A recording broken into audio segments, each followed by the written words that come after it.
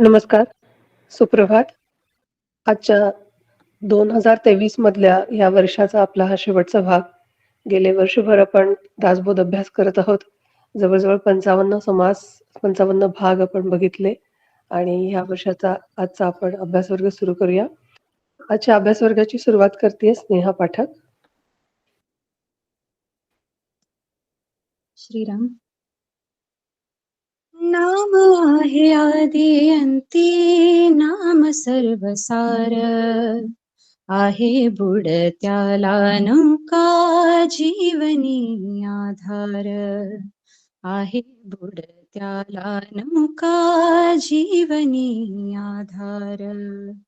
नामे तरिले पतित तरिले पाषाण, नामे तरिले पतित तरिले पाषाण, नामे कोळ्यासी दिधले मुनी पद जाण, नाम जाळी संचिताचा पूर्ववडीवार, आहे बुडत्याला नौका जीवनी आधार.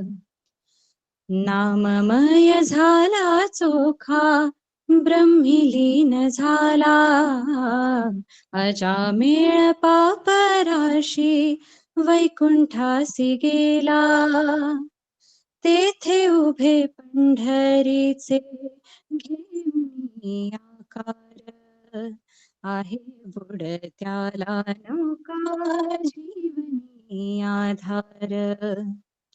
नाम जपो वाचा नित्य श्वासातहि नाम, नाम जपो वाचा नित्य श्वासातहि नाम, नाममय होवो देवा माझे कर्म, नामाच्याच संगे लाभो प्रेम रे अपार, आहे बुडत्याला नौका जीवनी आधार. नाम आहे आदि अंती, नाम सर्वसार, आहे बुडत्याला नौका जीवनी आधार, आहे बुडत्याला नौका जीवनी आधार, आहे बुडत्याला नौका जीवनी आधार. खूप सुरेल सुरुवात. प्रार्थना म्हणते. गणेश शारदा चैव सद्गुरु सज्जनस्तथा, आराध्य दैवतं गुह्यं सर्वं मे रघुनंदन. गणेश शारदा सद्गुरु संत सज्जन कुळेश्वरू, सर्व ही माझा रघुवीरू सद्गुरु रूपे श्रीराम. माझे आराध्य दैवत परम गुह्य गुह्यातीत, गुह्यपणाची मात नचले जेथे श्रीराम. ब्रह्मानंदं परमसुखदं केवलं ज्ञानमूर्तिं, द्वन्द्वातीतं गगनसदृशं तत्त्वमस्यादिलक्ष्यम्, एकं नित्यं विमलाचलं सर्वधी साक्षिभूतं, भावातीतं त्रिगुणरहितं सद्गुरुं त्वं नमामि. गुरुर्ब्रह्मा गुरुर्विष्णू गुरुर्देवो महेश्वर, गुरुः साक्षात् परब्रह्म तस्मै श्री गुरुवे नमः. अनेन प्रियतां देवो भगवान् जानकीपति, श्रीरामचंद्र पूर्वेषाम् अस्माकं कुलदैवतम्. शुकासारिखे पूर्ण वैराग्य जाचे, वसिष्ठा परिज्ञान योगेश्वराचे, कवी वाल्मिका सारिखा मान्य ऐसा, नमस्कार माझा सद्गुरु रामदासा. श्रोता वक्ता श्रीराम समर्थ, जय जय रघुवीर समर्थ. श्रीराम.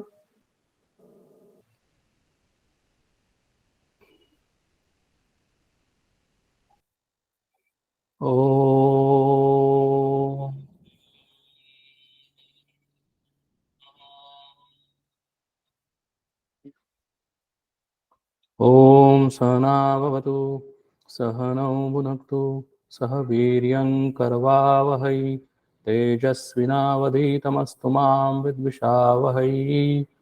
ॐ शान्ति शान्ति शान्तिः. सदाशिवसमारम्भां शङ्कराचार्यमध्यमाम् अस्मदाचार्यपर्यन्तां वन्दे गुरुपरम्पराम्। श्रुतिस्मृतिपुराणानाम् आलयं करुणालयं नमामि भगवत्पादं शङ्करं लोकशङ्करम्। शङ्करं शङ्कराचार्यं केशवं बादरायणं सूत्रभाष्यकृतौ वन्दे भगवन्तौ पुनः पुनः। ईश्वरो गुरुरात्मेति मूर्तिभेदविभागिनी व्योमवद्व्याप्तदेहाय दक्षिणामूर्तये नमः।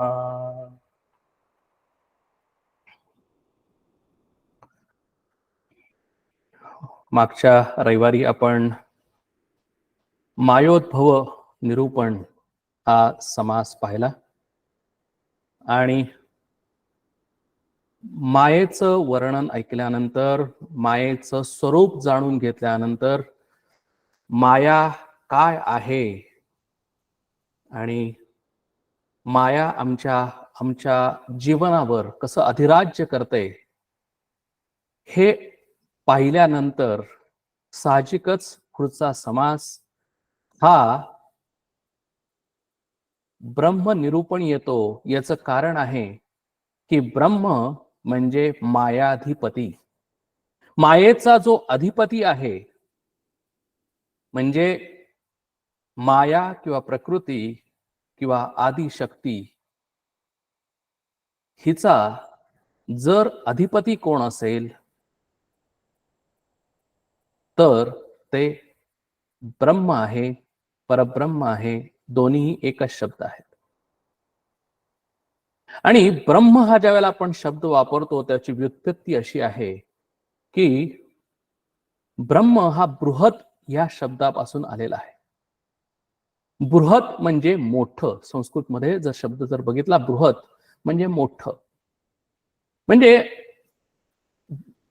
एखादी मोठी वस्तू निर्देशित करण्यासाठी, सांगण्यासाठी या ब्रह्माचा, या ब्रह्म या शब्दाचा उपयोग केला जातो। आणि म्हणूनच हा समास चालू करताना समर्थांनी सुद्धा आपल्याला एक theory of relativity, by the way theory of relativity आइन्स्टाईननी ज्या काळात लिहिली त्याच्या आधीचा काळ हा समर्थ रामदास स्वामींचा आहे।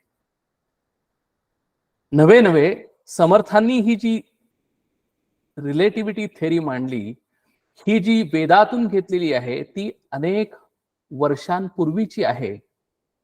आणि म्हणूनच अध्यात्म हे अलीकडच्या काळामध्ये आपण त्याला म्हणतो हे स्पिरिच्युअल सायन्स आहे। आणि ते सायन्स आहे या पद्धतीने जर आम्ही जर समजावून घेतलं तर आम्हाला ते ब्रह्म म्हणजे काय हे कळायला वेळ लागणार नाही। नवे ते ब्रह्म मी स्वतः आहे याचा अनुभव यायला सुद्धा वेळ लागणार नाही। आणि म्हणूनच आपण समास चालू करूया। मी शेअर करतो।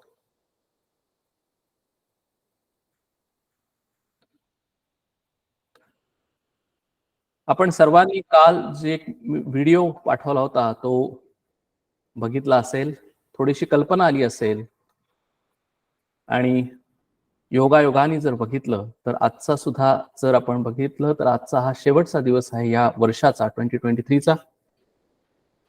आणि उद्या 1 जानेवारी 2024। तसं बघितलं तर आजचा सूर्य आणि उद्याचा सूर्य याच्यामध्ये काही फरक नाही। फक्त आम्ही टाइमच्या स्केलनी, आमच्या कालगणनेनुसार आम्ही सांगितलं की अरे आज ज्या वेळेला सूर्य उगवेल आणि आज ज्या वेळेला सूर्य मावळेल त्यावेळेला हा जो दिवस असेल हा दिवस 2023 मधला शेवटचा असेल। अर्थातच हे इंग्लिश वर्ष असल्यामुळे ही संस्कृती, हे कल्चर, हे वेस्टर्न कल्चर असल्यामुळे तो दिवस रात्री 12 वाजता सुरू होतो आणि रात्री 12 वाजता संपतो. आणि ती जी कालगणना आहे ही वेस्टर्न कालगणना आहे. आपल्याला हे माहित आहे की हिंदू सनातन धर्माची नवीन वर्ष हे गुढीपाडव्यापासून चैत्र शुक्ल प्रतिपदेपासून सुरू होतो.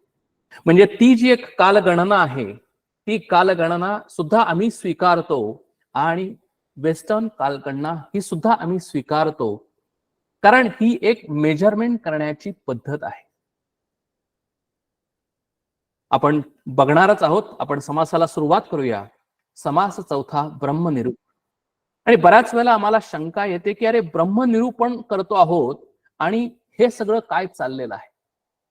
आपल्याला हळूहळू उलगडेल. श्रीराम.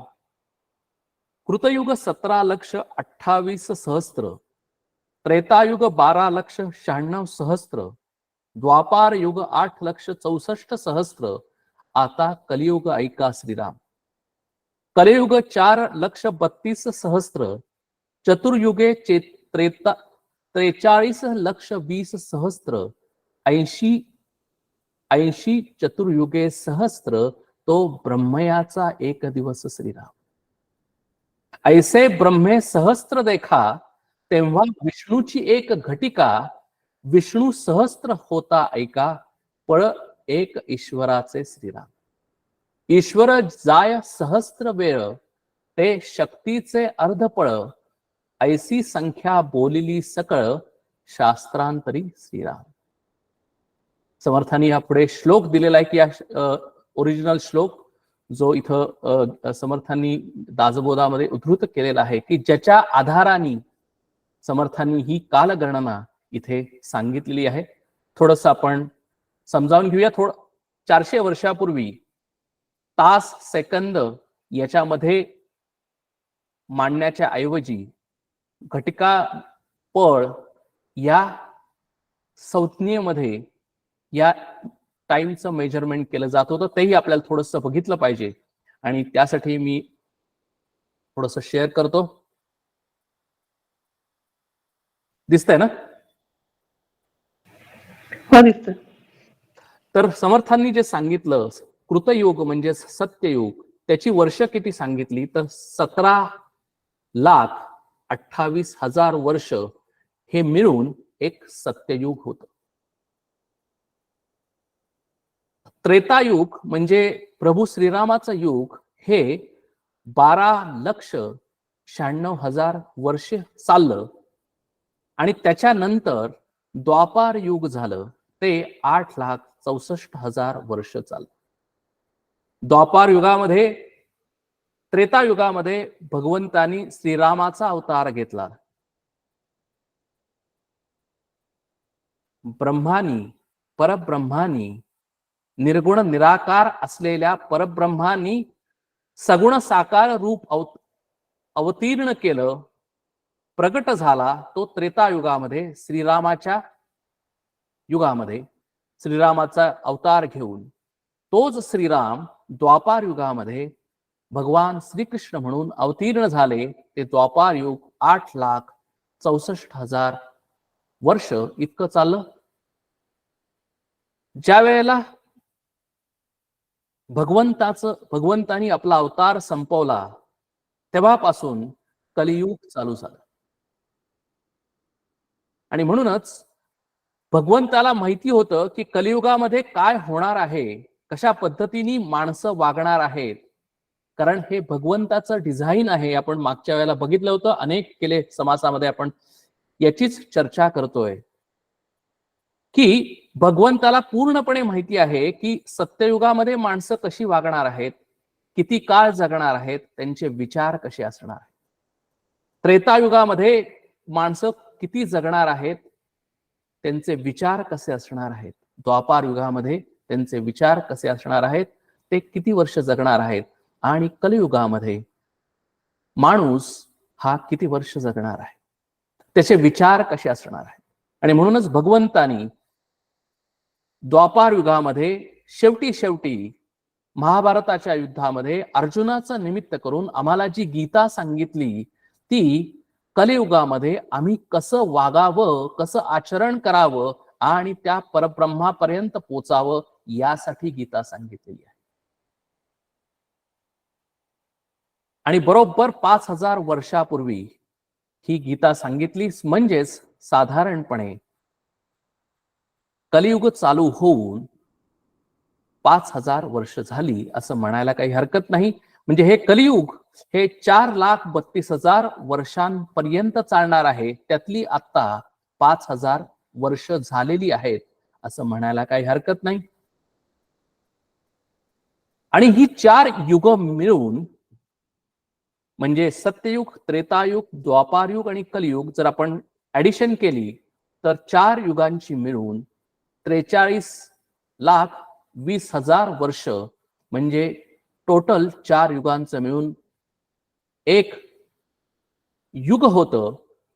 4 युगांचं मिळून जे युग होतं त्याला ब्रह्माचा एक दिवस म्हणतात.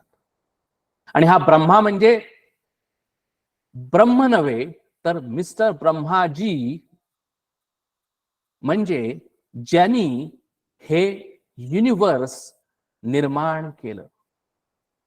जो युनिवर्सचा क्रिएटर आहे तो मिस्टर ब्रह्माजी हा 43,20,000 वर्षे झाल्यानंतर आमची ब्रह्माजीचा एक दिवस होतो, म्हणजे त्याचे सध्याच्या काळातले 24 तास होतात. असे मिस्टर ब्रह्माजीचे 1000 दिवस झाल्यानंतर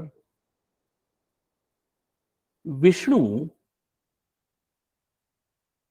ची एक घटिका होते. एक घटिका म्हणजे 24 मिनिट सध्याच्या काळामध्ये. आणि अशा विष्णूच्या 1000 घटिका झाल्यानंतर ईश्वराचा एक पळ होतो. एक पळ म्हणजे 24 सेकंद होतात. आणि ईश्वराच्या अशा 1000 घटिका झाल्यानंतर 1000 पळ झाल्यानंतर शक्तीचा एक अर्धा पळ निर्माण होतो. म्हणजे ही हायरार्की इथं केली की शक्ती म्हणजे आदिशक्ती, शक्ती म्हणजे माया शक्ती, की जी आपण मागच्या समासामध्ये अनुभवलेली आहे. आणि ही शक्ती म्हणजे त्या ब्रह्माची इनहेरंट शक्ती आहे. म्हणजे ब्रह्माची असलेली इनहेरंट शक्ती ती ही शक्तीचा अर्धा पळ आहे. आणि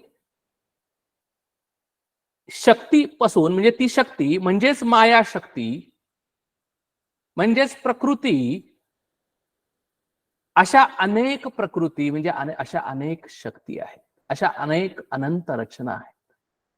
म्हणजे आम्हाला जे माहिती आहे, आणि म्हणूनच कालचा आपण जो व्हिडिओ जर बघितला असेल तर त्यावेळेला आम्हाला असं वाटेल की अरे आम्ही स्वतःला या जीवनामध्ये जगत असताना आमचं व्हिजन किती लिमिटेड आहे हे आम्हाला आता कळेल की आम्ही जन्माला येतो आणि किती वर्ष जगतो. सध्याच्या काळामध्ये सायन्सच्या दृष्टिकोनातून बघितलं तर एक ऍव्हरेज एज 80-85 इयर्स आहे.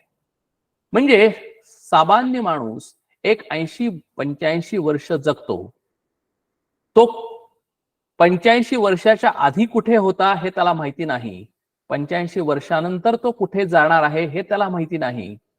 पण हे जर सायन्सच्या भाषेत जर बघितलं, टाइमच्या भाषेत जर बघितलं तर हे जर गणित आम्ही बघितलं तर आम्हाला कळेल की असे अनेक, गीतेमध्ये सुद्धा अर्जुनाने हाच प्रश्न विचारला की अरे भगवंता, तू मला आता गीता सांगतो आहेस, तू माझ्या समोर आहेस, तू मला गीता सांगतोयस आणि तूच मला सांगतोयस की ही गीता, हे ज्ञान, हे आत्मज्ञान मी स्वतः प्रथम सूर्याला सांगितलं.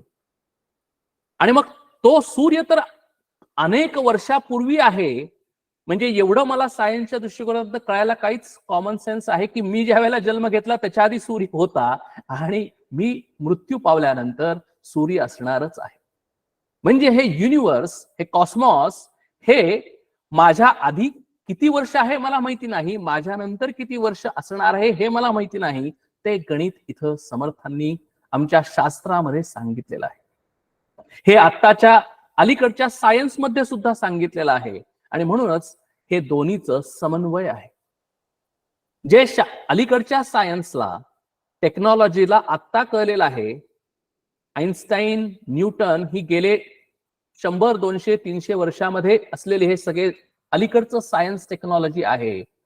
पण जे ऍक्च्युअली सायन्स आहे की सूर्य आणि चंद्र आणि हे खगोलशास्त्र हे पूर्वीपासून आमच्या वेदांच्या मध्ये हे सर्व सांगितलेलं आहे. आणि म्हणून ही आमची हिस्ट्री आहे, हे आमचा इतिहास आहे. रामायण आणि महाभारत, आज प्रश्न विचारला जातो की हे झालं का, तर त्याचं उत्तर असं आहे की हे झालेलं आहे कारण हे आमचा इतिहास आहे, कारण हे तसं लिहून ठेवलेलं आहे. सांगण्याचा मुद्दा असा आहे, थोडस आपण कळावं म्हणून सांगतो की एक सध्याच्या काळामध्ये समर्थांनी ही भाषा वापरलेली आहे. आम्ही सेकंद, मिनिट, तास म्हणतो आणि समर्थांच्या काळामध्ये पळ आणि घटिका हा शब्द वापरला जातो. आणि म्हणूनच असं त्यावेळेला असं म्हणलेलं होतं, आपल्याला ऐकलं असेल आपण, की घटका गेली, पळे गेली, तास वाजे ठणाणा, आयुष्याचा नाश होतो रामकारे म्हणा. थोडस क्विक. एक पळ म्हणजे 24 सेकंड्स, 2.5 पळे म्हणजे 1 मिनिट, 24 मिनिटं म्हणजे 1 घटिका, 2.5 घटिका म्हणजे 1 तास, 7.5 घटिका म्हणजे 3 तास म्हणजेच 1 प्रहर, 8 प्रहर म्हणजे 24 तास म्हणजेच 1 दिवस सध्याचा. आणि त्याला पूर्वी अहोरात्र म्हणत होतो. आणि म्हणून आम्ही सुद्धा कधी कधी शब्द वापरतो की अहोरात्र मी काम करतोय, अहोरात्र मी अभ्यास करतोय. अहोरात्र म्हणजे 24 आवर्स, 1 दिवस. लग्नाच्या वेळेला आपण मुहूर्त म्हणतो आणि मुहूर्ताची वेळ आली असा मी शब्द वापरतो. एक मुहूर्त म्हणजे 2 घटिका म्हणजे 48 मिनिट्स. आणि म्हणून आम्हाला ती विंडो ऑफ ऑपॉर्च्युनिटी असते की मुहूर्त टळून देता कामा नये, 48 मिनिट्स.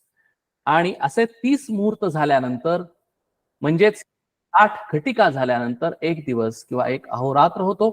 5 अहोरात्र झाल्यानंतर 1 पक्ष होतो. आपल्या कॅलेंडरमध्ये जर आपण बघितलं तर 2 पक्षांचे 1 मास म्हणजे 1 महिना होतो आणि 2 मासांचा 1 ऋतू होतो. म्हणजे आमच्या शास्त्रामध्ये सुद्धा अतिशय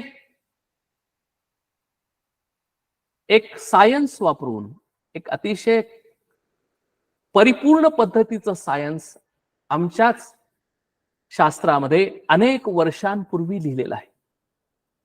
आणि मी मुद्दाम हे आपल्या सगळ्यांच्या समोर का ठेवतो आहे, याचं कारण आहे की आम्हाला असं वाटतं की अरे अध्यात्म हे ऍब्स्ट्रॅक्ट आहे. It is not abstract. अध्यात्म किंवा स्पिरिच्युअल सायन्स हे सायन्सच आहे. फक्त ते आम्हाला माहिती नाही म्हणून ते आम्हाला ऍब्स्ट्रॅक्ट वाटतं. आणि ज्या वेळेला ते आम्हाला माहिती होईल त्यावेळेला आम्हाला ते सायन्स कळायला लागतं, उलगडायला लागतं. आपल्या सगळ्यांना आता थोडस डायव्हर्शन, आपल्या सगळ्यांना माहिती आहे, मी सगळ्यांनी शाळेत शिकलेलो आहे की मेट्रिक सिस्टीम आहे आणि इम्पिरियल सिस्टीम आहे. मेट्रिक सिस्टीम मध्ये length millimetre, centimetre, metre, kilometre अशी मोजली जाते. मास मिलीग्रॅम, ग्रॅम, किलोग्रॅम मध्ये मोजलं जातं. कपॅसिटी मिलीलिटर, सेंटीलिटर, लिटर मध्ये मोजली जाते.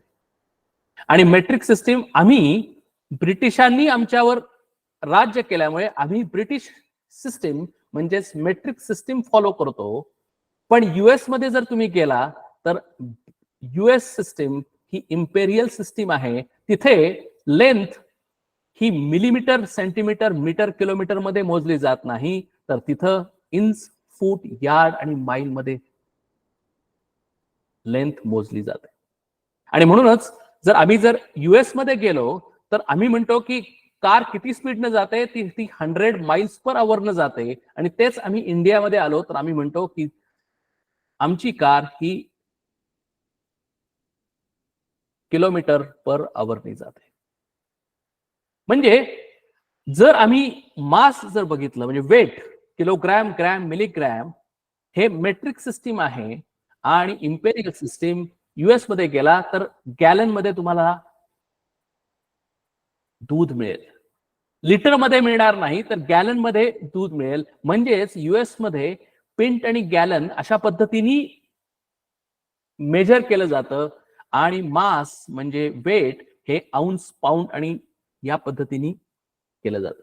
सांगण्याची पद्धत अशी आहे, सांगण्याचा मुद्दा असा आहे की ही सगळी आम्ही जीवनामध्ये जगण्यासाठी केलेल्या सिस्टीम्स आहेत.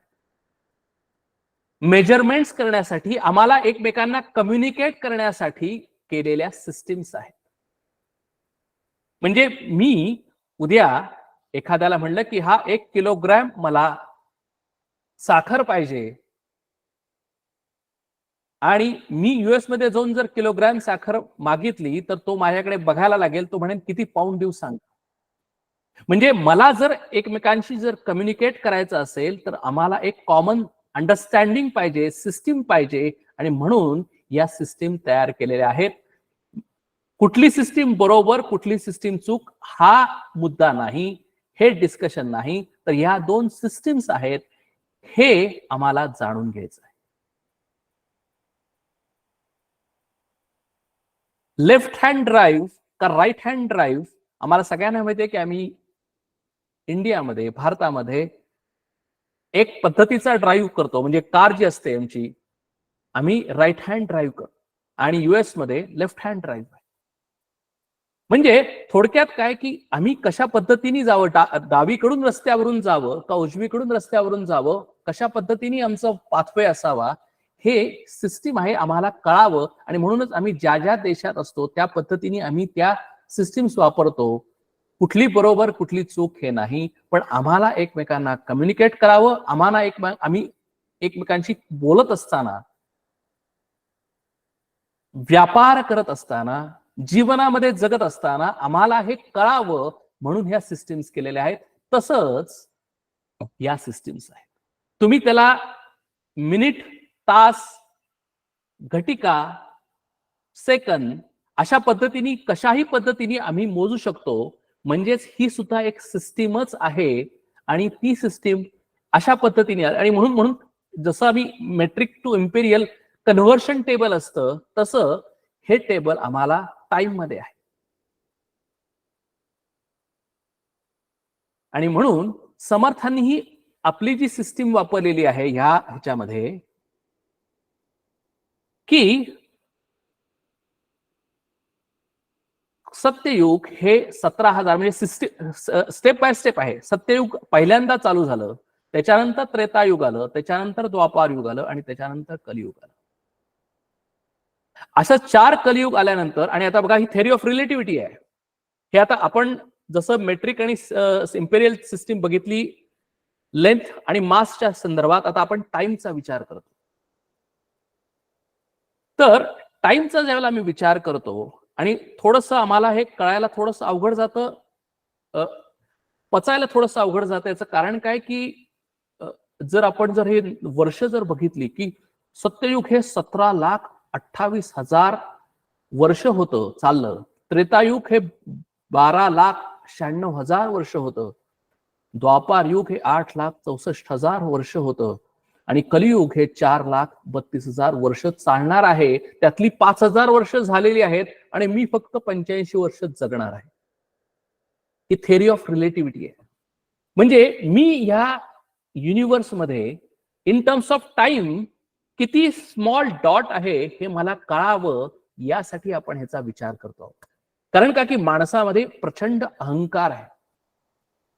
वी ऑलवेज थिंक, आम्ही ब्लिंकर्स ऑन करून, जसं घोड्याला झापड लावलेली असते त्या पद्धतीने आम्ही विचार करतो. आणि आम्ही ज्या वेळेला या इथं जन्माला येतो आणि किती 60, 70, 80 वर्ष आम्ही जगतो, त्या जगत असताना मी अशा पद्धतीने विचार करतो की मीच सर्वे सर्व आहे.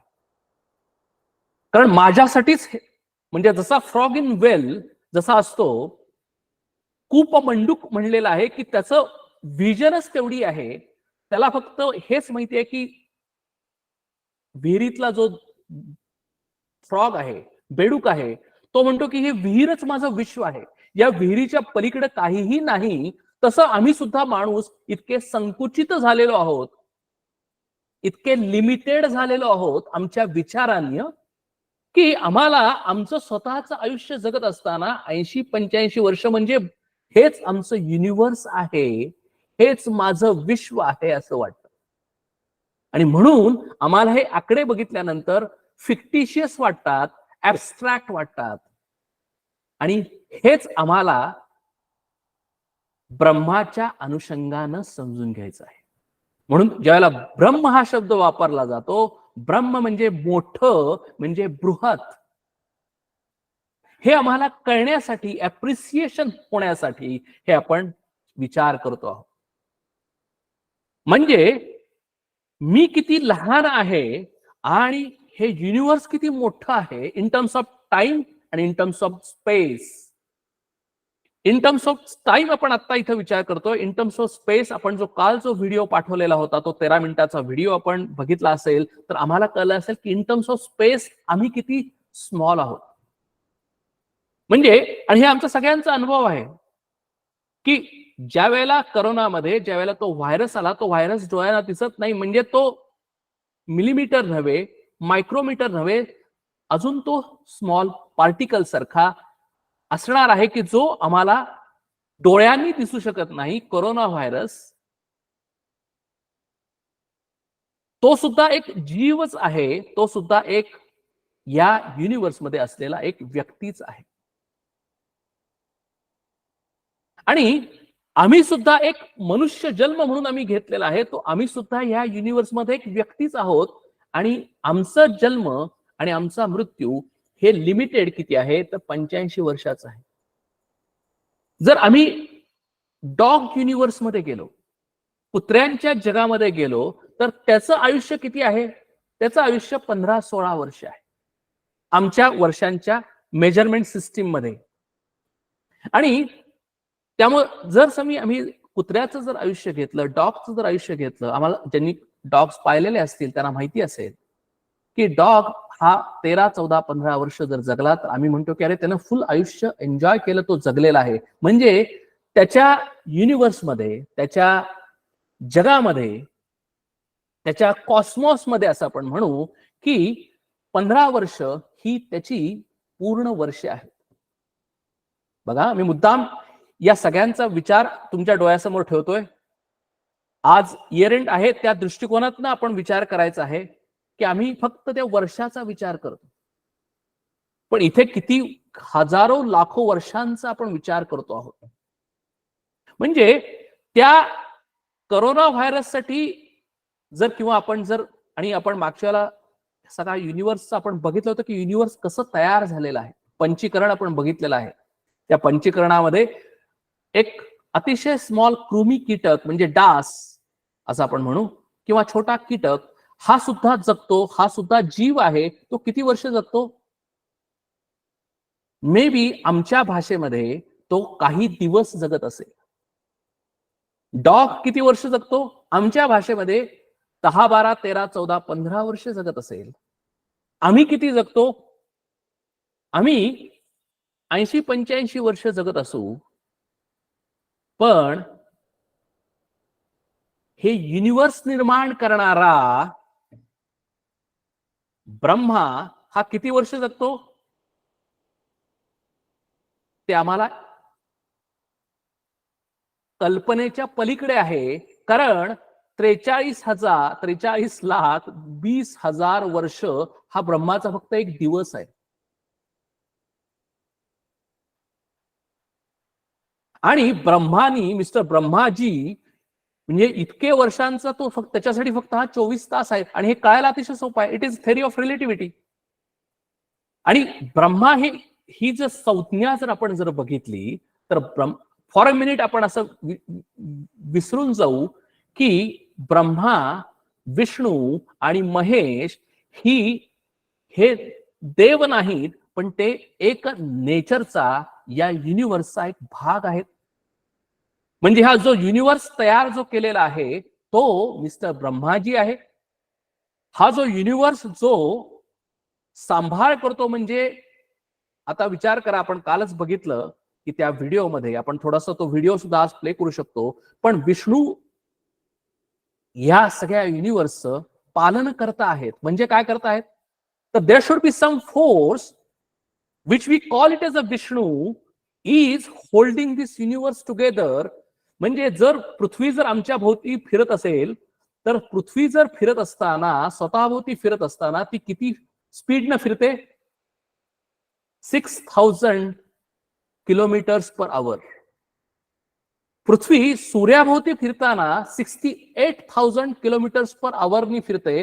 विचार करा, जर पृथ्वी जर स्वतःभोवती फिरत असताना 6000 किलोमीटर्स पर आवरनी जर फिरत असेल आणि मी इथे एका जागेवर शांत बसू शकतो, त्या स्पीडचा माझ्यावर काहीही परिणाम होत नाही, ग्रॅव्हिटेशनल फोर्स आहे, हे सगळं कुणीतरी बघितलं पाहिजे, चालवलं पाहिजे, डिझाईन केलं पाहिजे. कुणीतरी हे त्यांच्या जीवनामध्ये, म्हणजेच भगवान विष्णूंच्या जीवनामध्ये कुणीतरी ऑब्झर्व केलं पाहिजे. जसं आम्ही डिझाईन करतो, आम्ही जसं फोन डिझाईन करतो, तसं हे युनिव्हर्स कुणीतरी डिझाईन केलं असलं पाहिजे.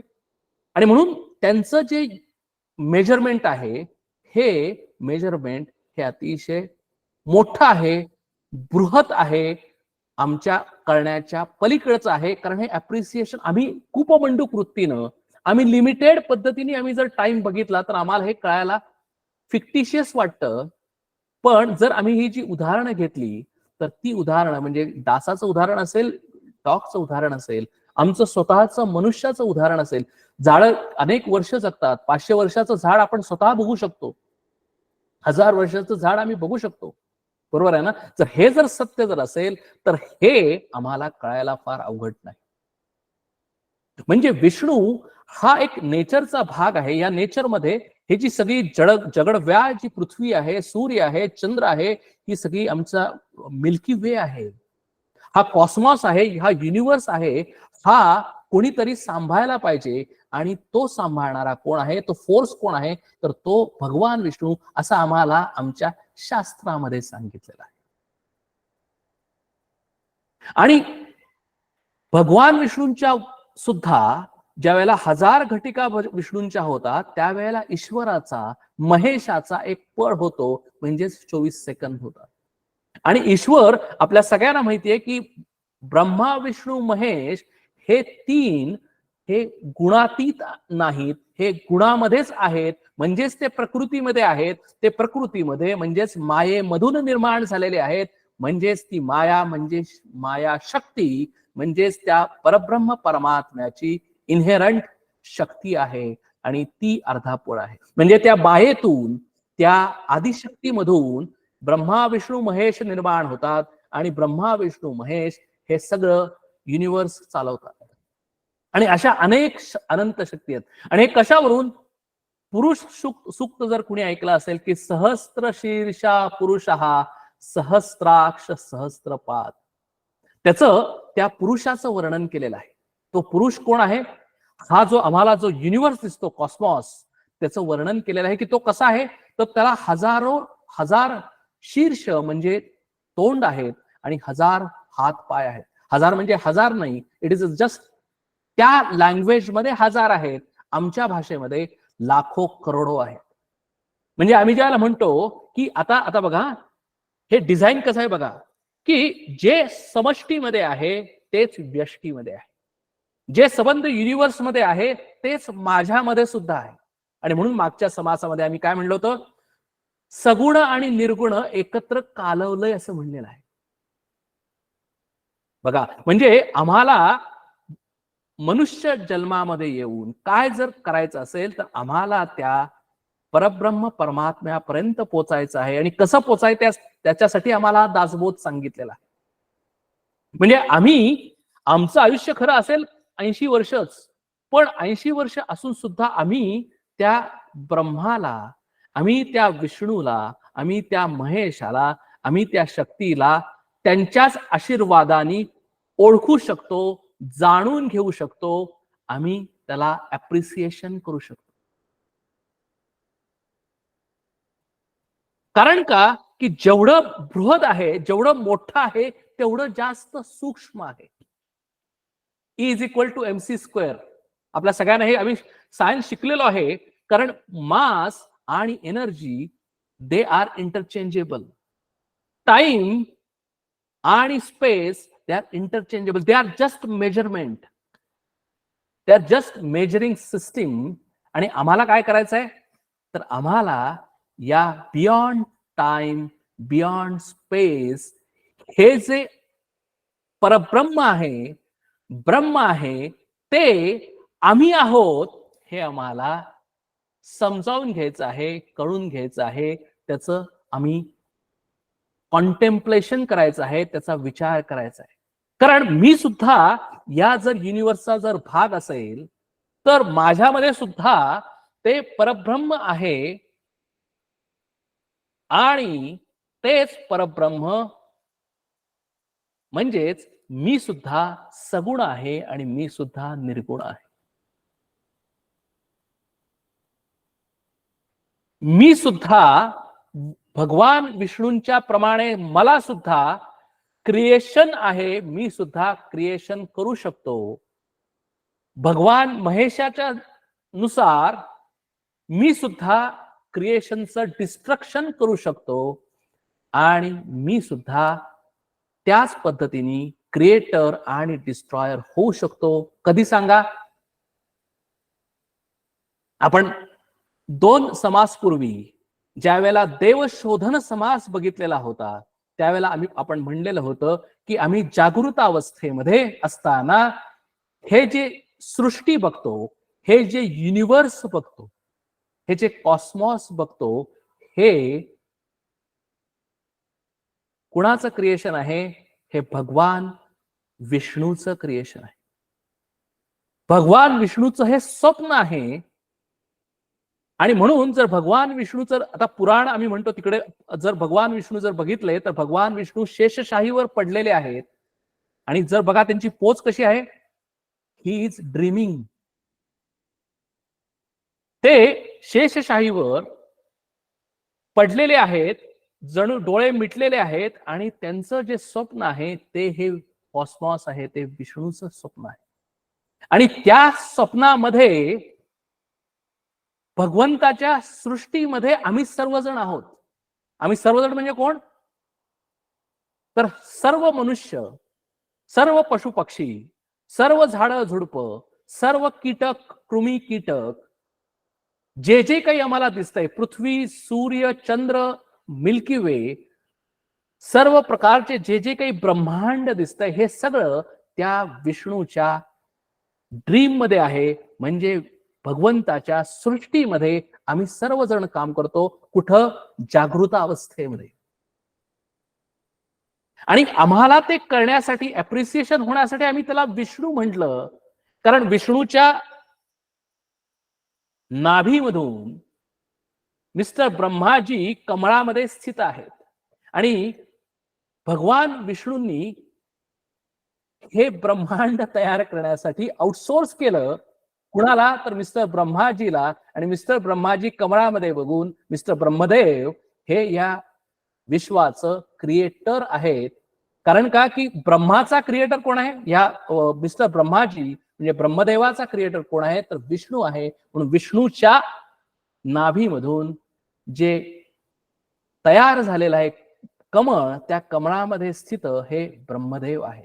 आणि म्हणून ब्रह्मदेवांना ज्या वेळेला वाटलं की अरे मी कुठून निर्माण झालो, हु एम आय, मी ब्रह्मदेव आहे, मी हे सगळं युनिव्हर्स निर्माण केलं आणि या युनिव्हर्सला मी समजून कसं घेऊ, मी कुठे, हु एम आय, मी कुठे आहे.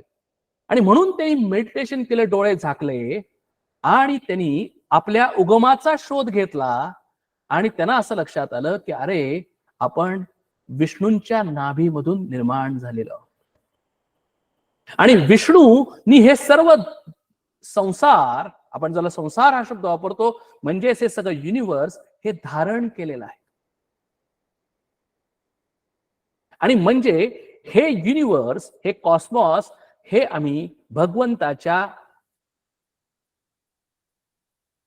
ईश्वराच्या सृष्टीमध्ये आम्ही त्याच्या स्वप्नामध्ये काम करतो आहोत. उठतोय, बसतोय, खातोय, पितोय, जन्माला येतोय, मृत्यू होतोय. आणि आता आम्हाला कळेल की असे अनेक जन्म आम्ही घेतो, जन्म घेतो, मृत्यू होतो, जन्म घेतो, मृत्यू होतो. असे अनेक जन्म घेतल्यानंतर आमचं काम येणं जाणं चालू आहे. भगवान विष्णू शांत आहे. पण भगवान विष्णू हे जरी एका जागेवर असेल, पण त्यांना सुद्धा जन्म आहे आणि मृत्यू आहे हे आम्हाला कळण्यासाठी इथे सांगितलेलं आहे की अरे, की 43,20,000 वर्षानंतर ही 4 युग संपल्यानंतर सर्व काही परत हार्डवेअर रिसेट होणार आहे. म्हणजे परत एकदा निर्मिती होणार आहे. पण निर्मितीच्या आधी प्रलय झाला पाहिजे, त्या युनिव्हर्सचा लय झाला पाहिजे. आता हे जरा फारच ऍबस्ट्रॅक्ट वाटत असेल तर आता आपण व्यष्टीवर येऊ, माझ्या स्वतःच्या लेवलला येऊ. बघा, आता exactly same logic is applicable to us ज्या वेळेला मी ड्रीम करतो. बघा, मी ज्या वेळेला गाढ झोपलेलो असतो, म्हणजे मी सुद्धा भगवान विष्णू आहे, मी सुद्धा ज्या वेळेला गाढ झोपलेलो असतो त्यावेळेला माझ्या स्वप्नामध्ये, स्वप्न सृष्टीमध्ये मी सुद्धा अनेक ब्रह्मांड तयार करतो, अनेक वेगवेगळे प्रसंग बघतो, मी सुद्धा युनिव्हर्स क्रिएट करतो, म्हणजे माझं स्वप्न तयार करतो. त्या स्वप्नामध्ये time scale is very different, बरोबर आहे ना? कारण का की त्या स्वप्नामध्ये मी एका क्षणामध्ये असं मला वाटतं की मी इथं बसून मी अमेरिकेत गेलेलो आहे, अमेरिकेत असलेल्या माझ्या मुलाशी मी भेटलेलो आहे, त्याच्याशी मी भेटलो, त्याच्याशी गप्पा मारल्या, त्याच्याबरोबर फिरलो आणि परत भारतामध्ये आलो. कसं? स्वप्नामध्ये, माझ्याच स्वप्नामध्ये. म्हणजे मला सुद्धा विष्णू सारखी, भगवान विष्णू सारखी शक्ती आहे. मी सुद्धा क्रिएटर आहे माझ्या स्वप्नामध्ये. म्हणून ती जीवसृष्टीमध्ये बघा, सायन्स जसं विष्णूची सृष्टी आहे ती आमची जागृत अवस्था आहे, तशी माझी स्वप्न सृष्टी जी आहे, माझी जीवसृष्टी आहे, ती माझी स्वप्नावस्था आहे. हे कळायला अतिशय सोपं आहे. कारण माझ्या स्वप्नावस्थेमध्ये मी युनिव्हर्स क्रिएट करतो, तिथं टाइम स्केल वेगळं आहे, तिथे वेट वेगळ्या पद्धतीने मोजलं जातं, कारण तिथं काही वेटलेस आहे खरं तसं बघायला गेलं तर. पण तरी सुद्धा मी सर्व गोष्टी क्रिएट करतो. माझ्या स्वप्नामध्ये मी कार चालवत असेल तर कारला वेट असेल का? माझ्या स्वप्नामध्ये मी हिमालयामध्ये गेलो असेल तर त्या हिमालयाला वेट असेल का? बघा, म्हणजे मेजरमेंट सांगण्याचा मुद्दा लक्षात घ्या की जी मेजरमेंट सिस्टीम आहे ही जागृत अवस्थेमध्ये वेगळी आहे, आमची वेगळी आहे, ब्रह्माजी विष्णू ईश्वराची वेगळी आहे. तशी माझी स्वतःची स्वप्न अवस्थेमध्ये, माझ्या स्वतःच्या जीवसृष्टीमध्ये ती मेजरमेंट सिस्टीम वेगवेगळी आहे. म्हणजे ते स्वप्न मी अनुभवतो, भले मी 5च मिनिटं अनुभवलं असेल, पण मला असं वाटतं की मी अनेक वर्ष ते स्वप्न अनुभवतोय. बरोबर आहे ना?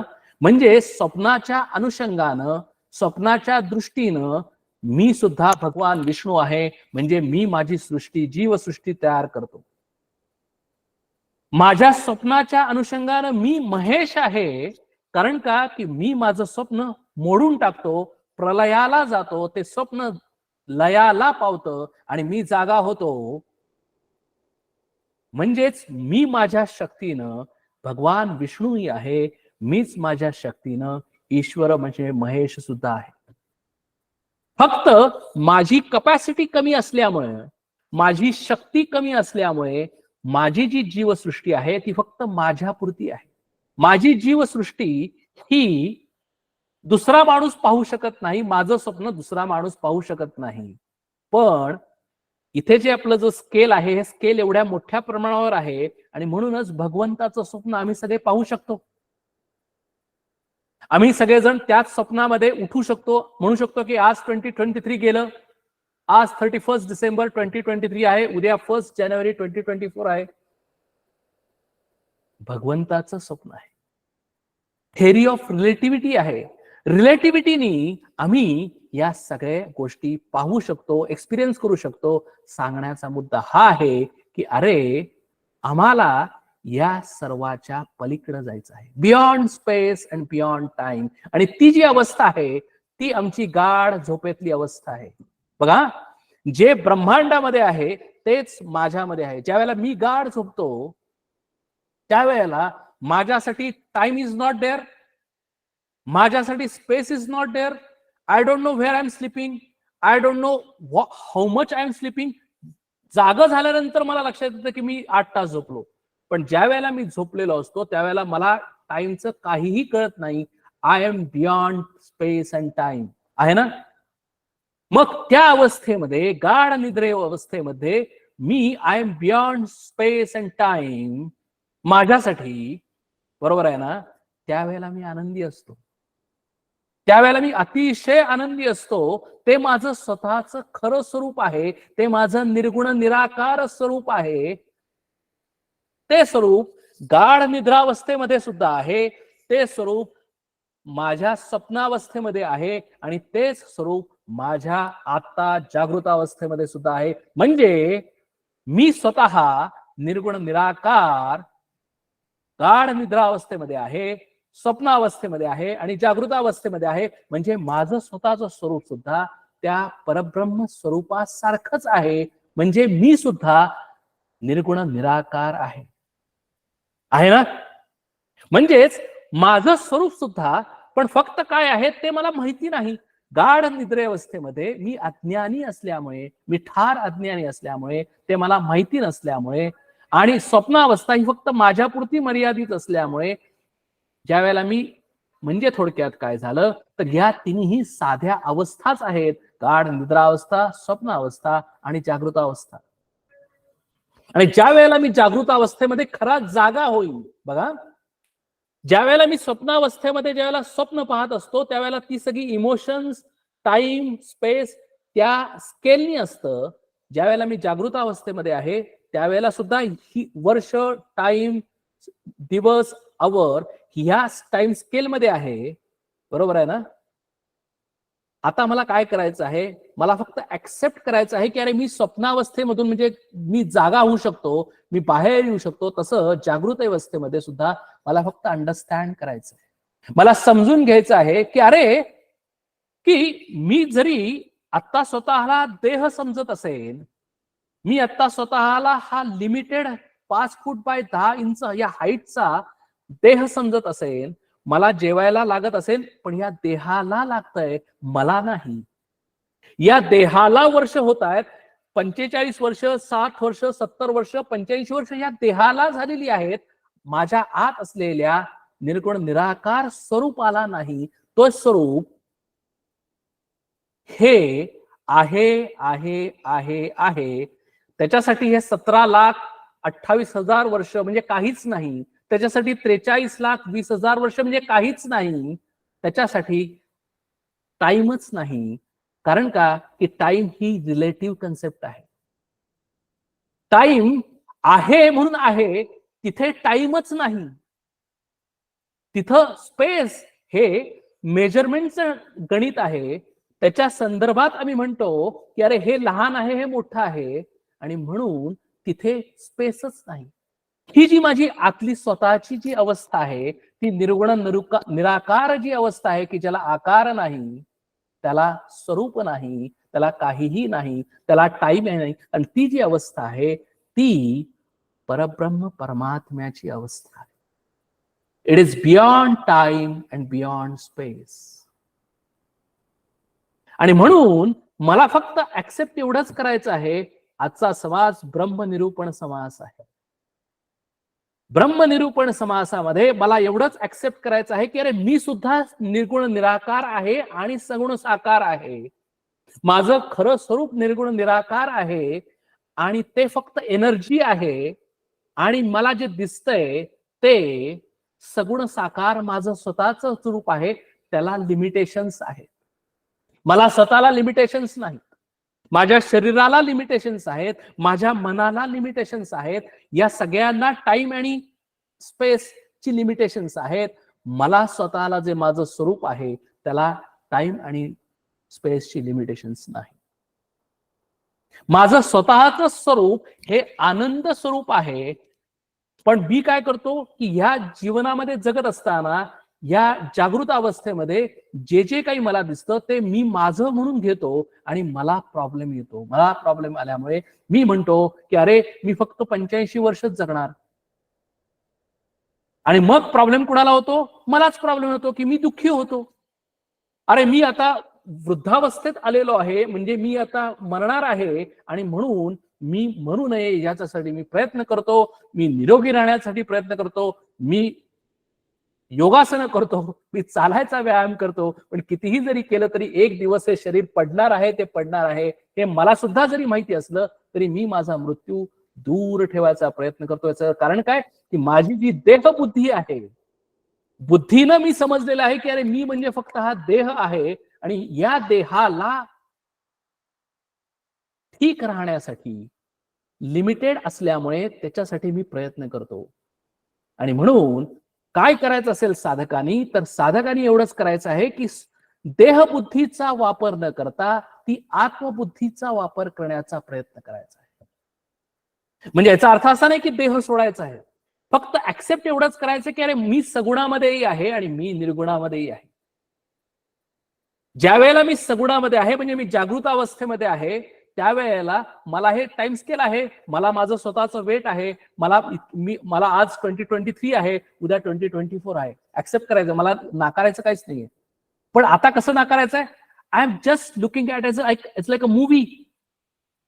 कारण आता मला माझं खरं स्वरूप कळलेलं असल्यामुळे आणि मी आता जागृत अवस्थेमध्ये मूव्ही प्रमाणे माझ्याच आयुष्याकडे बघत असल्यामुळे मला आता कुठलाच प्रॉब्लेम येण्याचं कारण नाही. कारण काय मलाही माहिती आहे की हे स्वप्नवत आहे, ही मूव्ही आहे, ही मूव्ही 85 वर्ष चालणार आहे आणि 85 वर्षानंतर मी माझं शारीरिक स्वरूप टाकून देऊन मी माझं सूक्ष्म स्वरूप घेणार आहे आणि ते सूक्ष्म स्वरूप माझं कधीही संपणार नाही. मग जर अशा पद्धतीने जर मी विचार केला, नवे नवे हे सत्य आहे आणि हीच साधना आहे. आणि ही ज्या वेळेला साधना करेल त्यावेळेला मला दुःख याचं काहीच कारण नाही. मला आयुष्यामध्ये मी ज्यावेळेला इथे सगळ्या माणसांशी वावरत असतो, जीवनामध्ये जगत असतो, जागृतावस्थेमध्ये, त्यावेळेला मी काय करेन, जसं मूवीला मी जातो तसं थ्रिलिंग मूवी असेल, सॅड मूवी असेल, फिक्शन मूवी असेल, त्या पद्धतीने मी एन्जॉय करतो, तसं मी माझं आयुष्य एन्जॉय करेन. दुःख आलं तरी दुःख सुद्धा मी एन्जॉय करेन, कारण दुःख इज नॉट कॉन्स्टंट. दुःख सुद्धा ट्रान्झॅक्शनल आहे, ते येणारं जाणार आहे. म्हणून भगवंतानी सुद्धा म्हणलं की अरे तू काय कर, तान तितिक्षस्व भारत, सुखदुःखे समे कृत्वा लाभा लाभाव जया जय. तू काय कर की ही सुख दुःख येणार आहेत, ट्रान्झॅक्शनल्स आहेत. ही या जीवनामध्ये तुला जे काही आयुष्य मिळालेलं आहे, 85 वर्ष, 60 वर्ष, 50 वर्ष, त्याच्यामध्ये सुख दुःख येणार आहेत, चांगले वाईट प्रसंग येणार आहेत, चांगली माणसं येणार आहेत, काहीही प्रॉब्लेम नाही. तू काय कर, you just enjoy your journey. It is a roller coaster ride, you enjoy your journey. आणि मग ज्या वेळेला मी अशा पद्धतीने मी देहामध्ये असताना मी वावरतो, पण देहामध्ये असताना मी देहातीत होतो आणि माझं स्वतःच स्वरूपामध्ये राहतो. ते स्वरूप कसं आहे? तुका आकाशा एवढा.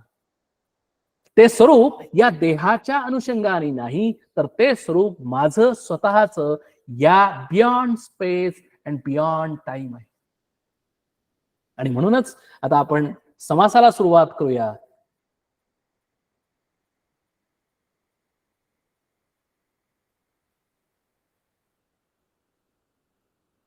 ऐशा अनंत शक्ती होती, अनंत रचना होती जाती, तरी अखंड खंडेना स्थिती परब्रह्माची श्रीराम. आता बघा, आता थोडंसं आपल्याला कळायला अतिशय सोपं जाईल की this is the time scale I am talking about. की अशा अनंत शक्ती आहेत, अनंत रचना आहेत, अनंत कॉस्मॉस आहे. म्हणजे आम्हाला शास्त्रानुसार, म्हणजे आता खगोलशास्त्रानुसार, आमच्या सायन्सनुसार आम्हाला एवढंच ऑब्झर्वेबल युनिव्हर्स जे आहे त्याला आम्ही कॉस्मॉस म्हणतो.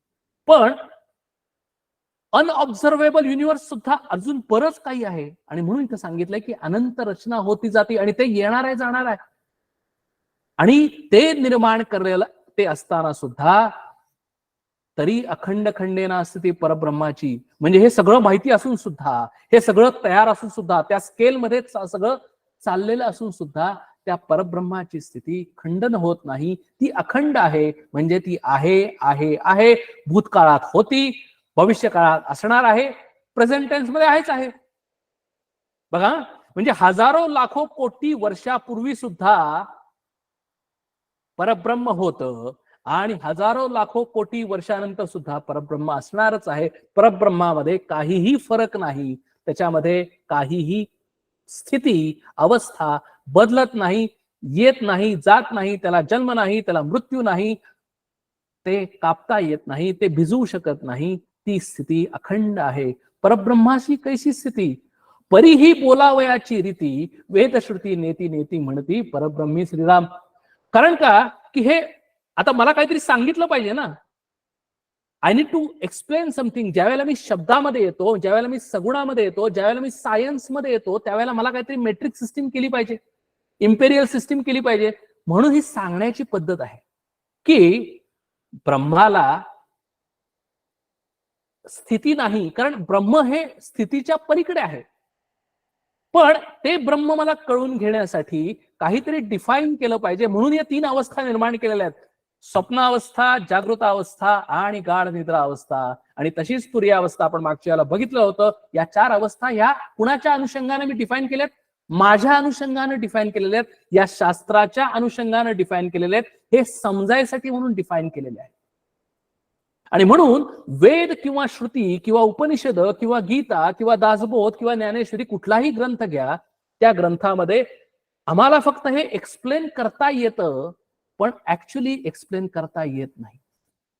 आणि म्हणून नेती नेती ती वाक्यतः ही श्रुती आहे. म्हणून जे टाकता येतं ते टाकायचं आहे, जे माया आहे ते टाकता येतं. परब्रह्म कधी टाकता येत नाही, कारण ते येतही नाही, जात नाही. म्हणून हे बोलायचं आहे, फक्त बोलण्यासाठी, एक्सप्लेन करण्यासाठी सगळं सांगितलं. इतकी वर्ष, इतकं टाइम, बियॉन्ड स्पेस. हे मी म्हणजे थोडक्यात मी स्वप्नामध्ये आहे आणि मी स्वप्नामध्ये तुम्हाला एक्सप्लेन करतो आहे. आणि म्हणून ते एक्सप्लेन करण्यासाठी हे टाइम स्केल आणि हे स्पेस आम्ही डिफाईन केलेलं आहे. पण ऍक्च्युली परब्रह्म हे कुठल्याही डेफिनेशनच्या पलीकडे आहे. म्हणून त्याला न इति असं म्हणलेलं आहे. त्याला ते माहिती नाही म्हणून म्हणलेलं नाही, तर ते डिफाईनच करता येत नाही, कारण तिथं डेफिनेशन्सच नाही, तिथं काहीही नाही. 4,760 इतकी कलयुगाची राहाटी, उरल्या कलयुगाच्या गोष्टी ऐसी असे श्रीराम. म्हणजे आता समर्थ सांगतात, म्हणजे समर्थाने 400 वर्षापूर्वी हा दासबोध लिहिलेला आहे. हे जे टेक्स्ट आपल्याला दिसते आपल्या समोर जे आहे ते 400 वर्षापूर्वी आपल्याला सांगितलेलं आहे. म्हणून त्याच्यामध्ये 400 वर्षाचा डिफरन्स पडलेला आहे. आणि म्हणून इथे म्हणतात की 4,760 इतकी कलयुगाची राहाटी, इतके वर्ष आता झालेली आहेत. आपण म्हणून म्हणतो की 5,000 वर्षापूर्वी. म्हणून समर्थांच्या वेळेला त्यांनी म्हणले की इतके वर्ष इथं झालेली आहेत, कलियुगाची झालेली आहेत. बघा, म्हणजे मध्ये 400 वर्ष गेलेली आहेत. आता काय पुढे म्हणतात की 4,27,000 240 संवत्सर पुढे अन्योन्य वर्ण संकर होणार आहे. आणि हे जे आहे, हे जे सगळं सांगितलेलं आहे, कलियुगाचं सुद्धा वर्णन केलेलं आहे की कलियुगामध्ये माणसं कशी असतील, माणसं कशी वागतील, माणसामध्ये कसे राग द्वेष मदमोह मत्सर असतील माणसामध्ये. कारण ही बुद्धी, माणसाची बुद्धी अतिशय हळूहळू हळूहळू हळू जड, म्हणजे माणसाला कळणारच नाही. It is beyond his capacity, beyond his appreciation, it is beyond his thinking. एवढी आमची बुद्धी ही स्थूल होणार आहे. स्थूल होणार म्हणजे काय? आता फॉर एक्झाम्पल, आता मी तुम्हाला अगदी सहजतेने सांगतो. आता आम्ही सेमीकंडक्टर मध्ये मी गेले 30 वर्ष काम करत होतो. सेमीकंडक्टर मध्ये ज्यावेळेला आम्ही डिझाईन करतो त्यावेळेला आम्ही म्हणतो की आता ह्या मोबाईल फोन तुम्हाला दिसतोय, आता या मोबाईल फोन मध्ये असलेली जी चिप असते, जी VLSI चिप असते, ती आम्ही डिझाईन करायचो. ती चिपची ऍक्च्युली मेजरमेंट किती असायचं? 1 mm बाय 1 mm. आता त्या 1 mm बाय 1 mm हे मला दिसतं, पण त्या 1 mm बाय 1 mm मध्ये आत आम्ही जी चिप डिझाईन केलेली होती त्याच्यामध्ये 6 बिलियन ट्रान्झिस्टर्स होते. म्हणजे ते आम्हाला दिसत नाहीत, ते आम्हाला डोळ्याला दिसतच नाहीत. आम्ही डिझाईन करत होतो पण तरी सुद्धा ते आम्हाला डोळ्याला दिसत नाहीत. पण ते नाही तसं नाही, ते आम्हाला दिसतं. आणि म्हणून आम्ही टेक्नॉलॉजी वापरतो की अरे ही नॅनो टेक्नॉलॉजी आहे, मायक्रो टेक्नॉलॉजी केलेली आहे. म्हणजे काय? 10⁻⁹. म्हणजे आत असलेला जो ट्रान्झिस्टर आहे त्याचं साईज किती आहे? तो साईज हा 1 × 10⁻⁹ -12 इतका कमी आहे. आणि म्हणून मग त्यावेळेला ते मी बघतो त्यावेळेला मला अप्रिसिएशन होतं की अरे ते जे इतकं बारीक आहे, हा इतकं आम्ही डिझाईन करत असल्यामुळे आम्हाला ते स्केल आणि आत्ताचं स्केल इथलं हे आम्हाला अप्रिसिएशन होतं. तसंच इथे सांगितलेलं आहे की कलियुगामध्ये सुद्धा काय होणार आहे हे शास्त्रामध्ये लिहून ठेवलेलं आहे. आज आम्ही निसर्गाबद्दल असं लिहितो की कधीही पाऊस पडतो, कधीही टेम्परेचर वाढलेलं आहे. आपल्याला जे सगळं सगळं जे आता कार्बन फुटिंग वगैरे हे जे सगळं आपल्याला सगळं माहिती आहे, हे सगळं कलियुगामध्ये होणार आहे हे लिहिलेलं आहे आधीपासूनच या शास्त्रामध्ये. आणि कलियुगाचं असं वर्णन केलेलं आहे की इतका उष्णता वाढेल, इतका उष्णता वाढेल की दगडाच्या लाया फुटतील. जसा लाया फुटतात तसं दगड फुटायला लागतील. आणि त्यात काही चुकीचं नाही, कारण ज्या पद्धतीने आम्ही नॅचरल रिसोर्सेस वापरतो आहोत त्या पद्धतीने आम्ही जितकी झाडांची तोड केलेली आहे तितक्या पद्धतीने जर आम्ही केलं तर आम्ही जेवढं पाणी जे साठा जो आहे, आम्ही बेंगलोरमध्ये असताना आम्ही ज्याला स्टडी केलेला होता आणि त्या स्टडीनुसार आम्ही पुढच्या 150 वर्षातलं पाणी आम्ही ऑलरेडी वापरलेलं आहे.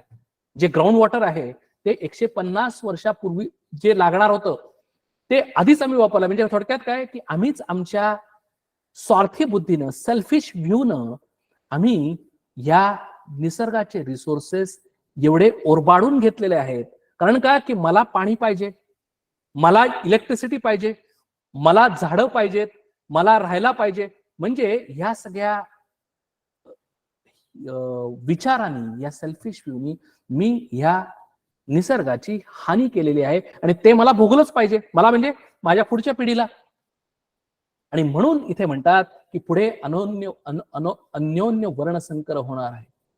आणि म्हणून या कलियुगामध्ये माणसं माणसाशी भांडणार नाही, तर माणसं का आज आमच्या आयुष्यामध्ये इतके प्रॉब्लेम्स आहेत, का इतकं टेन्शन्स आहेत, का डायव्हर्सेस आहेत, का माणसं एकमेकाशी भांडतायत, का इतके माणूस माणसाशी माणसासारखं वागू शकत नाही, याचं कारण सगळं आहे, याचं कारण आमचं मन आहे, याचं कारण आमची व्हिजन आहे. आमची जी व्हिजन जी शास्त्रामध्ये दिलेली आहे ती आम्ही वाचत नाही, ती आम्ही जाणून घेत नाही आणि आम्ही संकुचित झालेलो. आम्ही स्वतःला फक्त 5 फूट 10 इंच असलेला माणूस समजतो.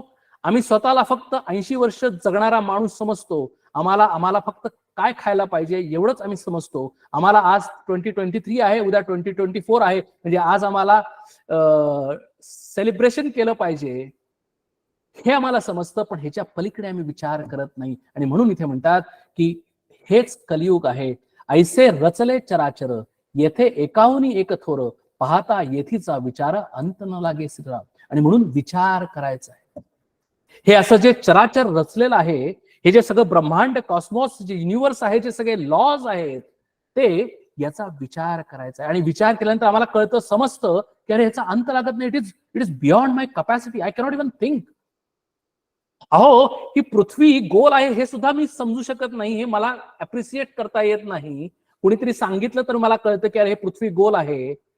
Is equal to MC square, म्हणजे हेही आम्हाला कळत नाही की मी एनर्जी आहे. मी 80 kgचा मास नाही, तर मी एनर्जी आहे आणि माझं मास आणि माझी हे एनर्जीमध्ये कन्व्हर्ट होऊ शकतं. हे आम्हाला आईन्स्टाईनने ज्यावेळेला सांगितलं त्यावेळेला आम्हाला पटतं, पण आम्हाला हे इथं दासबोधामध्ये आमच्या वेदांमध्ये सांगितलं तर आम्हाला पटत नाही. आम्हाला त्याचं अप्रिसिएशन करता येत नाही. हीच आमची बुद्धी, ही स्थूल बुद्धी झालेली. एवढं आम्ही स्थूल झालेलं. स्थूल म्हणजे काय? आम्ही शरीराच्या दृष्टिकोनातून विचार करतो आणि जे दिसतं ते आहे असं आम्ही मानतो, जे दिसत नाही ते नाही असं आम्ही मानतो. आणि आता पुढे येणार आहेत, एक म्हणती विष्णू थोर, एक म्हणती रुद्र थोर, एक म्हणती शक्ती थोर, सकळांमध्ये श्रीराम. ऐसे आपुलाले परी बोलती, परंतु अवघेची नासेल कल्पांती, यद दृष्टम तत् नष्टम, हे श्रुती बोलत असे श्रीराम. आपण मागच्या बघितलेलं होतं की आत्मानात्म विवेक करताना एक सिद्धांत वापरला जातो की यद दृष्टम तत् नष्टम, म्हणजे जे दिसतं ते नष्ट होणार आहे, जे दिसतं ते नाशवान आहे, जे दिसतं त्याचा नाश होणार आहे. म्हणजेच काय की जे दिसतं त्याला जन्म आहे आणि मृत्यू आहे, जे दिसत नाही ते नाशवान नाही.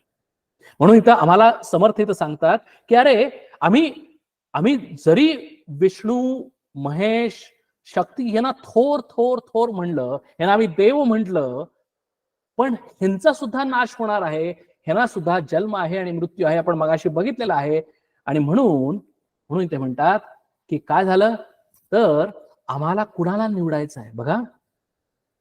आपुलाली उपासना अभिमान लागला जना, याचा निश्चय निवडेना साधू श्रीराम. बघा म्हणजे उपासना उपासना उपासना करणं, अध्यात्म करणं, साधना करणं, ही साधना किंवा उपासना आम्ही म्हणतो की आम्ही ब्रह्मा विष्णू महेश आणि शक्ती यांची उपासना करतो, त्या मूर्तीची प्रतिष्ठापना करून आम्ही उपासना करतो, कारण आमच्या स्थूल दृष्टीला फक्त ती मूर्ती दिसते, पण त्या मूर्तीच्या पाठीमागे असणारं अप्रिसिएशन के दिसत नाही, ते आम्हाला कळत नाही. आणि म्हणून त्या उपासनेचा सुद्धा आम्हाला अभिमान लागतो. कारण का की मी म्हणतो मी एवढा नामस्मरण केलेलं आहे, मी 13 कोटी जप केलेला आहे. अभिमान आला, हा सात्विक अभिमान आला, सात्विक अहंकार आला. कारण का की आम्ही आता जो अभंग म्हणला, तो जो अभंग आहे तो नामस्मरण केलेला आहे. ते नाम हे beyond space and beyond time आहे. अशा पद्धतीने मी जी उपासना केली, ज्या वेळेला मी श्रीराम जय राम जय जय राम म्हणतो, त्यावेळेला मी प्रभू श्रीराम ही मूर्ती जरी डोळ्यासमोर आणली तरी ती मूर्ती नाही, मी उपासना करतो आहे ते परब्रह्म परमात्मा स्वरूप असलेल्या श्रीरामाची उपासना करतो आहे, याचा निश्चय आमच्यामध्ये झाला पाहिजे. ज्या वेळेला मी गणेशाची उपासना करतो, मी ज्या वेळेला अथर्वशीर्ष म्हणतो, आणि अथर्वशीर्षात आपल्याला वेळ नाही, पण अथर्वशीर्षाचे तुम्ही स्तोत्र बघा, मंत्र म्हणा, ते बघा, त्यावेळेला आम्हाला कळेल की गणेश हा सगुण आणि निर्गुण असा दोन्ही आहे त्या अथर्वशीर्षामध्ये. म्हणून आम्ही उपासना करतो, कुणाची करतो? त्या सगुण गणेशाची जरी उपासना करत असू, त्या मूर्तीची पार्थिवाची जरी आम्ही पूजा करत असू, तरी उपासना करताना मी त्या निर्गुण गणेशाचीच उपासना करतो. मी ज्यावेळेला शक्तीची उपासना करतो, त्यावेळेला मी शक्तीची उपासना म्हणजे शारीरिक आहे, पण त्या शारीरिकाच्या पाठीमागे असलेली सूक्ष्म शक्ती आहे, तिची मी उपासना करतो. आणि हा निश्चय होणं म्हणजेच त्या निर्गुणाची उपासना होणं. निर्गुणाची उपासना करता येत नाही. सगुणाचेनी आधारे निर्गुण पाविजे निर्धारे, असं ज्यावेळेला म्हणलेलं जातं, त्यावेळेला आम्ही सगुणाच्या उपासनेतून, आणि आम्ही ब्रह्मा विष्णू महेश यांची उपासना करतो कारण ते माझ्यापेक्षा मोठे आहेत म्हणून त्यांची उपासना करतो, पण ते सुद्धा एका ठिकाणी जाणार आहेत. आणि म्हणून उपासना करताना मी त्यांची उपासना जरी करत असेल तरी सुद्धा ती उपासना ही परब्रह्म निर्गुण निराकार उपासनाच आहे. आणि हे ज्या वेळेला आम्हाला कळेल, आणि हे कुणाला कळेल? याचा निश्चय निवडेना साधू श्रीराम. आणि त्यासाठी साधू पाहिजे. आणि साधू म्हणजे काय की भगवी वस्त्र नव्हे, तर साधूच असलेलं जे मन आहे ते मन पाहिजे. आणि ते मन म्हणजे काय? तर इट इज निश्चयात्मिका बुद्धी पाहिजे. निश्चय शब्द वापरलाय, निश्चयात्मिका बुद्धी भगवंतांनी पण म्हणलेलं. म्हणजे कसं? तर एक अतिशय एक निश्चय म्हणजे एकाग्र बुद्धी. एक अग्र म्हणजे काय? तर कॉन्सन्ट्रेशन नाही, तर एक अग्र म्हणजे एक अग्र म्हणजे जर आपलं सुई असते ना, सुईचे टोक जे आपण म्हणतो एक अग्र, तसं ती बुद्धी अतिशय सूक्ष्म झाली पाहिजे. म्हणजे काय? तर त्या सूक्ष्माचा विचार करता आला पाहिजे. म्हणजे सूक्ष्म आहे हे मला अप्रिसिएट व्हायला पाहिजे. आणि अप्रिसिएट केव्हा होईल? माझा ज्या वेळेला अभिमान गळेल त्याच वेळेला ते मी अप्रिसिएट करू शकतो. मी जर माझा देहाचा जर मला अभिमान असेल 5 फूट 10 इंच 80 किलो, तर मला सूक्ष्म असलेला माझाच आत असलेलं परब्रह्म परमात्मा स्वरूप की जे सूक्ष्म आहे हे मला कसं कळणार? मला कधीच कळणार नाही. आणि म्हणून साधू वृत्ती होणं, साधू ही बुद्धी होणं हे सगळ्यात जास्त महत्वाचं आहे. आणि साधू शिवाय आम्हाला हे कळणं शक्य नाही, हे समर्थ इथं आम्हाला सांगून देतात. म्हणून आम्हाला काय करायचंय? आम्हाला दासबोध वाचायचं म्हणजे नुसते शब्द वाचायचे नाहीत, तर आम्हाला साधना दासबोध वाचून तो कळून घ्यायचं आहे. आणि आमची साधना करत करत करत करत आम्हाला आमची बुद्धी ही एकाग्र करायची, म्हणजे सूक्ष्म करायची आहे.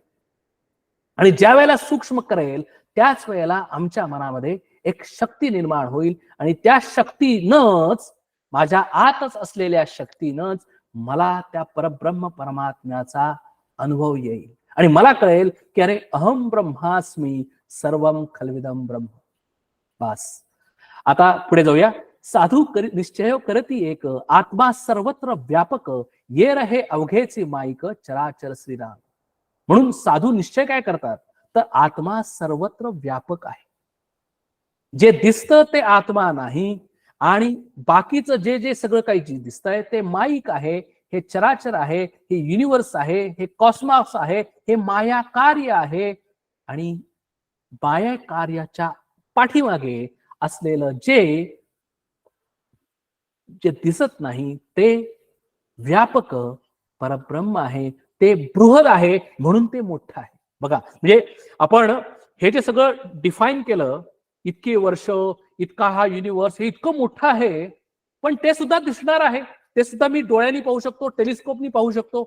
म्हणजे यत् दृश्यम तत् नष्टमिति. म्हणजे जरी मी टेलिस्कोप जरी आणला, जरी आमचं आदित्य L1 जरी सूर्याच्या तिथं जवळ जाऊन, जास्तीत जास्त जवळ जाऊन सूर्याचे फोटो जरी घेतले, तरी सुद्धा ते दिसणारा सूर्य आहे. दिसणारा सूर्य निर्माण करणारा कोणतरी निर्गुण निराकार शक्ती आहे. ते शक्ती म्हणजेच परब्रह्म, तो सगळ्याला व्याप्त करणार आहे. म्हणून आम्ही जर आम्हाला साधना करायची असेल तर आम्हाला सगळ्यात पहिल्यांदा एक गोष्ट अतिशय महत्वाची आहे की आम्ही ज्याची साधना करतो तो सर्वज्ञ, सर्वशक्तिमान आणि सर्वव्यापी हे आम्हाला पटलं पाहिजे. तो मूर्ती म्हणून आम्ही जर त्याची उपासना केली तर ती मूर्ती माझ्यापेक्षा लहान आहे. मी 5 फूट 10 इंच आहे, ती मूर्ती 1.5 फूट आहे. मला कधीही त्या मूर्तीची शक्ती कळणार नाही, कधीही त्या मूर्तीची शक्ती मला मिळणार नाही. आणि म्हणून मी जरी मूर्तीची उपासना करत असो तरी मूर्तीची उपासना करत नाही, तर मूर्तीचा आत असलेलं, मूर्तीनं निर्देशित केलेलं असलेलं जे परब्रह्म परमात्मा स्वरूप आहे की जे या संबंध कॉस्मॉसला, युनिवर्सला क्रिएट केलेला आहे, तो आत्मा म्हणजेच परब्रह्म सर्व व्यापक आहे. हा निश्चय कोण करतं, तर साधू करतो. आणि साधू का करतो, तर त्याचं मन हे किंवा बुद्धी हे निश्चयात्मिका बुद्धी आहे, ती एकाग्र बुद्धी आहे, ती अंतर्मुख बुद्धी आहे, ती निर्मळ बुद्धी आहे, ती फोकस्ड बुद्धी आहे. ये रहे अवघेच माईक चराचर श्रीराम, चित्री लिहिली सेना. आता बघा, आपण मगाच सांगितलं, म्हणजे मी काही स्वतःच सांगत नाही आहे.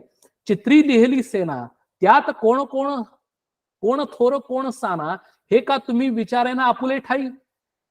स्वप्नी उदंड देखिले, लहान थोर ही कल्पिले, परंतु जागे झाले कैसे पहा श्रीराम. समर्थ आता स्वप्न दृष्टांत देतात. कुठला? माझा. की माझ्या स्वप्नामध्ये मी खूप मोठं युनिवर्स बघितलं. माझ्या स्वप्नामध्ये लहान आहेत, मोठे आहेत, माझ्या ह्याच्यामध्ये लाखो वर्ष आहेत. माझ्या स्वप्नामध्ये ब्रह्मा आहेत, विष्णू आहेत, महेशही आहेत.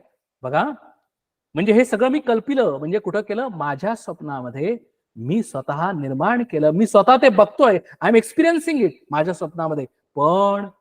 परंतु जागे झाले कैसे पासराम. मग जागे झाल्यानंतर ते कुठे गेले? म्हणजे काय? It is theory of relativity. माझ्या स्वप्नामध्ये मी निर्माण केलं, माझ्या स्वप्नामध्ये सगळं जे मी पाहिलं, पण जागा असताना ते सगळं गेलं, ते आम्ही विचारत नाही. तसं हे जागृत अवस्थेमध्ये असताना चित्री लिहिली सेना, त्यात कोण थोर कोण साना, हे का तुम्ही विचारायला आपुले ठाई. म्हणजे जागृत अवस्थेमध्ये आता कोण लहान कोण मोठं? मी लहान आणि विष्णू, महेश आणि मिस्टर ब्रह्माजी हे मोठे, हे लहान आणि हे मोठे. थेअरी ऑफ रिलेटिव्हिटी आहेच, प्रश्नच नाही. मी फक्त 85 वर्ष जगतो आणि ते लाखो वर्ष जगतात. मग आता थेअरी ऑफ रिलेटिव्हिटीनी मी हजारो जन्म घेतो, पण ते त्यावेळेला तेच आहेत. म्हणजे माझ्या हजारो जन्मामध्ये विष्णू एकच आहेत. आणि म्हणून हे सांगितलेलं आहे की चित्री लिहिली सेना. चित्री लिहि म्हणजे चित्रात, म्हणजे जणू काही एक चित्र आहे, जणू काही जागृत विश्व हे सुद्धा एक स्वप्न आहे. जागृत विश्व हे त्या विष्णूचं स्वप्न आहे. त्याने केलेली निर्माण केलेली ही चित्र आहे, स्वप्न आहे, सेना आहे. त्याला लहान कोण आणि मोठं कोण असा ज्यावेळेला विचार करेल त्यावेळेला मी माझ्या जगण्याचा पर्स्पेक्टिव्ह चेंज करतो. बघा, मी कशासाठी जाणून घेतो, हे मजा म्हणून मी जाणून घेत नाही. त्यावेळेला माझा पर्स्पेक्टिव्ह, माझ्याबद्दल असणारा पर्स्पेक्टिव्ह चेंज होतो. ह्या इतर माणसांमध्ये मी समाजामध्ये जगतो त्यावेळेला त्यांच्याकडे बघण्याचा दृष्टिकोन माझा बदलतो. या नेचरमध्ये मी जगत असतो त्यावेळेला त्याच्याकडे बघण्याचा दृष्टिकोन बदलतो. मी जी संपत्ती निर्माण करतो, मी जे सगळे गोतावळा निर्माण करतो, संपत्ती, घर दार, जे जे काही असेल ते मी निर्माण करतो, ते मी धरून ठेवतो.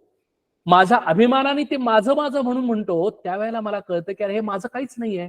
माझं फक्त केव्हा आहे, फक्त 85 वर्ष आहे. After 85 years it's of no use. आणि म्हणून मी माझा पर्स्पेक्टिव्ह चेंज करण्यासाठी हे अध्यात्माचा अभ्यास करतो. माझा पर्स्पेक्टिव्ह चेंज करण्यासाठी जशी दृष्टी तशी सृष्टी. जसा माझा दृष्टिकोन आहे, जसा माझा पर्स्पेक्टिव्ह आहे, तसा माझा विचार आहे. आणि म्हणून मला काय करायचंय, तर मला स्वप्नातून जागं व्हायचंय. म्हणजे जे मी आता दिवा स्वप्न जे बघतोय, म्हणजे जागृत अवस्थेमध्ये मी जे स्वप्न बघतोय, जी मूव्ही बघतोय, ते मला रिअलाइज झालं की ही मूव्हीच आहे. त्या स्वप्नातून ज्यावेळेला मी जागा होईन, जसं माझ्या स्वप्नातून जागा झाल्यानंतर मला स्वप्नाचं भय वाटतं का? कधीच वाटत नाही. तसं मला जर कळलं की हे जे स्वप्न आहे जागृत अवस्थेमध्ये हे सुद्धा स्वप्नच आहे, तर मग मी कशाला घाबरेन? मी कशाला माझ्या आयुष्यामध्ये येणाऱ्या छोट्या मोठ्या संकटांना घाबरेन? मी माझ्या आयुष्यामध्ये कुठली टेन्शन्स येतील, येणारच नाहीत. माझ्या आयुष्यामध्ये कुठली संकट, चिंता, काळजी येणारच नाही. No tensions, nothing. I will just enjoy my journey. I will just enjoy my days and days. I will just enjoy 2023 and I will also enjoy 2024. I am ready to enjoy 2024 and I'm okay whatever happens to my life in 2023. हेच परंतु जागे झाले कैसे पहा श्रीराम. आणि हा जो vision आहे, ही अध्यात्माची विजन आहे, ही दासबोधाची विजन आहे. म्हणून म्हणतात की पाहता जागृतीचा विचार कैसे लहान कैसे थोर झाला अवघाचे विचार स्वप्न रचनेचा. अरे आता आम्ही जागृतीचा विचार करतो, आम्ही जागृतीमध्ये आम्ही विचार केल्यानंतर लहान आणि थोर हे काय, इट इज जस्ट सापेक्ष, इट इज रिलेटिव्ह. हा सगळा स्वप्न रचनेचा विस्तार झालेला आहे. अवघाची माईक विचार कैसे लहान कैसे थोर, लहान थोरांचा हा निर्धार जाणती ज्ञानी श्रीराम. हे कोण जाणत? हे अज्ञानी जाणत नाहीत, हे फक्त ज्ञानी जाणतात. म्हणजे जे दासबोधाचा विचार करतात, जे दासबोधाचा अभ्यास करतात, जे वेदांचा, उपनिषदांचा, ज्ञानेश्वरीचा, गीतेचा अभ्यास करतात आणि त्याच्याप्रमाणे आचरण करतात आणि ते आत्मज्ञान मिळवतात, तेच फक्त हा विचार करू शकतात. बाकी कोणीही हा विचार करू शकत नाही. जो जन्मास प्राणी आला तो मी थोर म्हणताची मेला, परी याचा विचार पाहिला पाहिजे श्रेष्ठी श्रीराम. हा जर विचार जर आम्ही केला नाही तर तो काय करेल, आता रियालिटीला, म्हणजे आमचं जे माणसाची, मनुष्याची जी रियालिटी आहे ते आता समोर सांगतात. ज्ञानी माणसाचं झालं आता सगळं. आता आमच्यासारख्या माणसांचं, जे अज्ञानी माणसं आहेत, ते म्हणतात की जो जन्मास प्राणी आला तो मी थोर म्हणताची मेला. कारण आम्ही ज्यावेळेला जन्माला येतो त्यावेळेला आम्हाला केवढा अभिमान असतो, अरे मी हे सगळं मिळवलेलं आहे, मी केवढे कष्ट केले आयुष्यभरामध्ये आणि मी हे घर बांधलेलं आहे, मी ही संपत्ती मिळवलेली आहे, मी केवढा थोर आहे, मला किती सगळेजण चांगलं म्हणतात, मला कुणीही वाईट म्हणत नाही. अरे वा, परी याचा विचार पाहिला पाहिजे श्रेष्ठी. म्हणून ह्याचा विचार करा समर्थ म्हणतात. आणि मग त्याच्यातनं काय कळेल की आम्हाला जे खरं आहे ते कळेल. आणि ज्या वेळेला आम्हाला खरं काय आहे ते कळेल त्यावेळेला सगळं खोटं जे आहे, जे आमच्या सगळ्या कल्पना आहेत, जे आमचे जे स्वप्नातले जे आम्ही केलेले जे कल्पना आहेत त्या सगळ्या गळून पडतील. जया झाले आत्मज्ञान. आता बघा काय करायचं आम्हाला हे एकच करायचं की जया झाले आत्मज्ञान, म्हणजे आत्म्याचं ज्ञान, म्हणजे माझं ज्ञान. जया झाले आत्मज्ञान, ते जी थोर महाजन, ते कोण आहेत? ते थोर आहेत. महाजन म्हणलेलं आहे त्यांना. म्हणजे कोण? तर ते थोर आहेत. वेदशास्त्रे पुराण साधू संत बोलिले श्रीराम. हे सगळे जे ज्ञानी माणसं आहेत, जे आत्मज्ञानी आहेत, ते महाजन आहेत, कारण महात्मा आहेत. कारण का की एव सकळामध्ये थोर तो एकची परमेश्वर, तयामध्ये हरिहर होती जाती श्रीराम. म्हणून या सगळ्यांच्या मध्ये एकच परमेश्वर आहे आणि म्हणून त्याला म्हणून ज्याला ईश्वर म्हणलेलं आहे आणि परमेश्वर म्हणलेलं आहे. ईश्वर हे महेशाच्या अनुषंगाने म्हणलेलं आहे आणि परमेश्वर हे परब्रह्म परमात्म्याच्या अनुषंगाने म्हणलेलं आहे. आणि म्हणून हरिहर हे विष्णू आणि महेश त्यांना येणारं जाणारं म्हणलेलं आहे, कारण ते सगुणामध्ये आहे. तयामध्ये हरिहर होती जाती श्रीराम. तो आता बघा की तो निर्गुण निराकार, तेथे नाही उत्पत्ती स्थिती संहार, स्थानमानांचा विचार ऐलीकडे श्रीराम. बघा की तो जो निर्गुण निराकार आहे, इट इज तो beyond space and beyond time जो आहे, त्याला उत्पत्ती नाही, स्थिती नाही आणि संहार नाही. हा जो आम्ही जे मेजरमेंट सिस्टीम आहे ते अलीकडे आलेली आहे. बघा स्थानमानांचा म्हणजे टाइम अँड स्पेस हे अलीकडे विचार आलेले आहेत असं समर्थ म्हणतात. अलीकडे म्हणजे काय की गेल्या 1000-2000 वर्षामधले हे सगळे विचार आलेले आहेत. तो कसा आहे, नाव रूप स्थान मान हा तो अवघाची अनुमान, तथापि होईल निदान ब्रह्मपरयस राम. हे सगळे आता बघा, मला नाव दिलं, मला हे रूप आहे, हे किती वर्षापूर्वीसाठी आहे? हे फक्त किती 50, 60, 70, 80, 85 ह्याच्या पुरतच आहे. त्यामुळे तसं विष्णू ब्रह्मा जे आपण आता मगाशी जे बघितलं होतं की ते लाखो वर्ष जी म्हणलेले आहेत, ते नाम आणि रूप आम्ही भगवान विष्णूला दिलेलं आहे. ते सुद्धा ब्रह्मप्रलय जाणार आहे. ब्रह्माचा ज्यावेळेला प्रलय होणार आहे त्यावेळेला जाणार आहे. सांगायचा मुद्दा असा आहे की अरे आम्ही कुणाची उपासना करतो, कशा पद्धतीने उपासना करतो, तसं आम्ही होतो. आणि म्हणून तसं आम्ही होण्यासाठी आम्ही उपासना कशी केली पाहिजे हे आम्हाला इथं समर्थ सांगतात. आणि म्हणून सांगितलं की आम्हाला जर परब्रह्म परमात्म स्वरूप जर आम्हाला व्हायचं असेल तर आम्ही त्या पद्धतीने उपासना केली पाहिजे. ब्रह्म प्रलया वेगळे, ब्रह्म नामारूपा वेगळे, ब्रह्म कोणा एका काळे जैसे तैसे श्रीराम. तिथं देर इज नो टाइम, प्रलयाचा काही संबंधच नाही, त्याला नामरूप नाही. करीती ब्रह्म निरूपण, जाणती ब्रह्म संपूर्ण, तेची जाणावे ब्राह्मण ब्रह्मविद श्रीराम. आणि फायनली सांगतात की अरे हे ब्रह्म निरूपण करताना हे कोण जाणतं की जे ब्रह्म जाणणारे आहेत तेच ब्राह्मण आहेत. बघा ब्राह्मणाची डेफिनेशन काय की ह्या कुळामध्ये मी जन्माला आलो म्हणून मी ब्राह्मण नव्हे, तर ब्रह्म जानाती इति ब्राह्मण. मग तो कुठल्याही कुळात असेल, ही दासबोधाची, ही गीतेची, ही आपल्या संबंध सगळ्या शास्त्राची व्हिजन आहे. आम्ही किती ब्राह्मणाची डेफिनेशन आम्ही किती संकुचित केलेली आहे बघा. आम्ही ह्या कुळामध्ये जन्माला आलो तो ब्राह्मण, आणि जो दुसऱ्या कुळामध्ये जन्माला आला तो ब्राह्मण नाही. ही डेफिनेशन आम्ही केलेली आहे. आम्ही झापड लावल्यामुळे आम्ही ती डेफिनेशन केलेली आहे. शास्त्राची डेफिनेशन वेगळी आहे की जो ब्रह्म जाणतो तोच ब्राह्मण आहे, बाकीचे सगळे ब्राह्मण नाहीत. पिरियड. हरि ओम तत्सत इति श्री दासबोधे गुरुशिष्य संवादे षष्ठ दशके ब्रह्म निरूपण नाम चतुर्थ समास. अशा रीतीने आपला ब्रह्म निरूपण समास हा इथे संपतो. आपण प्रार्थना म्हणूया. कल्याण करी राम राया, राम राया कल्याण करी देवराया. जनहित विवरी, जनहित विवरी, जनहित विवरी, कल्याण करी राम राया. तळमळ तळमळ होतची आहे, होतची आहे, हे जन हाती धरी दयाळा, कल्याण करी राम राया. अपराधी जन चुकतची गेले, चुकतची गेले, तुझा तूची सावरी दयाळा, कल्याण करी राम राया. कठीण त्यावरी कठीणची झाले, कठीणची झाले, आता न दिसे उरी दयाळा, कल्याण करी राम राया. कोठे जावे काय करावे, काय करावे, आरंभिली भोहरी दयाळा, कल्याण करी राम राया.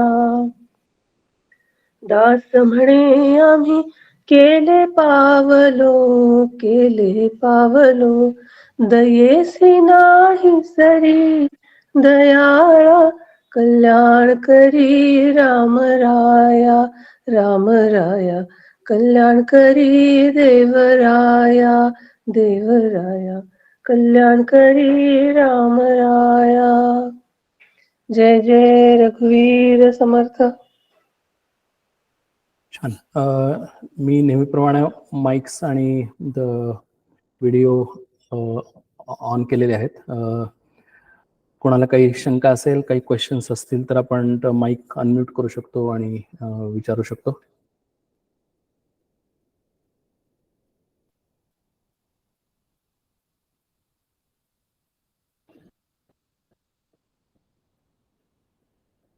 नमस्कार दादा. खूप सुंदर, खूप डिटेलिंग मध्ये सांगितलं. फारच सुंदर, खूप सुंदर विवेचन.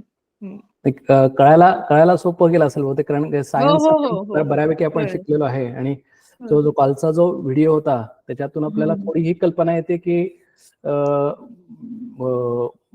माय position with respect to in this universe, right. म्हणजे पृथ्वी किंवा सूर्य किंवा हे सगळं, म्हणजे आणि त्याच्यातून देन लाईक हे कळायला थोडस, म्हणजे ऍटलिस्ट अप्रिशिएट करायला आपल्याला, नाही तर अदरवाईज व्हेरी अबस्ट्रॅक्ट वाटतं. हे ब्रह्म म्हणल्यानंतर बृहत म्हणजे हे आपल्याला कळायला थोडस अवघड पडतं. आणि म्हणून थोडस म्हणलं की आपण ह्या पद्धतीने जरा त्याचं विवेचन करावं, आणि म्हणजे थोडस ते सगळ्यांना कळायला सोपं पडेल. नाही, खूपच सुंदर. ते सायन्स आणि हे एकदम परफेक्ट. नमस्कार. हा, बोला की. आपण किती यत्किश्चित आहेत की चिलटाची पण आपल्याला व्हॅल्यू नाहीये, ते कळून चुकलं ह्या सगळ्या याच्यामध्ये. खूपच म्हणजे, आणि ते सायन्सशी रिलेट केल्यामुळे मे बी आणखीन खूप जणांना ते भावेल असं मला वाटतं. ही सगळी जी कॅल्क्युलेशन किती दिलेत की किती वर्ष, आणि ते ब्रह्मा विष्णू महेश आपला किती जन्म झाले तरी एकच राहणार आहे आणि आपण मात्र बदलत राहणार आहे, ते अगदी पूर्णपणे पटलं. खूप छान. नमस्कार. हा, मग आता अजून थोडस पुढे जर गेलो तर हे आम्हाला पटण्यासाठी हे सांगितलेलं आहे की, पण आता हळूहळू इथनं पुढे कसं सांगत जातील बघा. म्हणजे समर्थांची पण सांगण्याची जर आपण शैली जर बघितली तर समर्थ आम्हाला स्टेप बाय स्टेप आम्हाला तिथपर्यंत घेऊन जाणार आहे.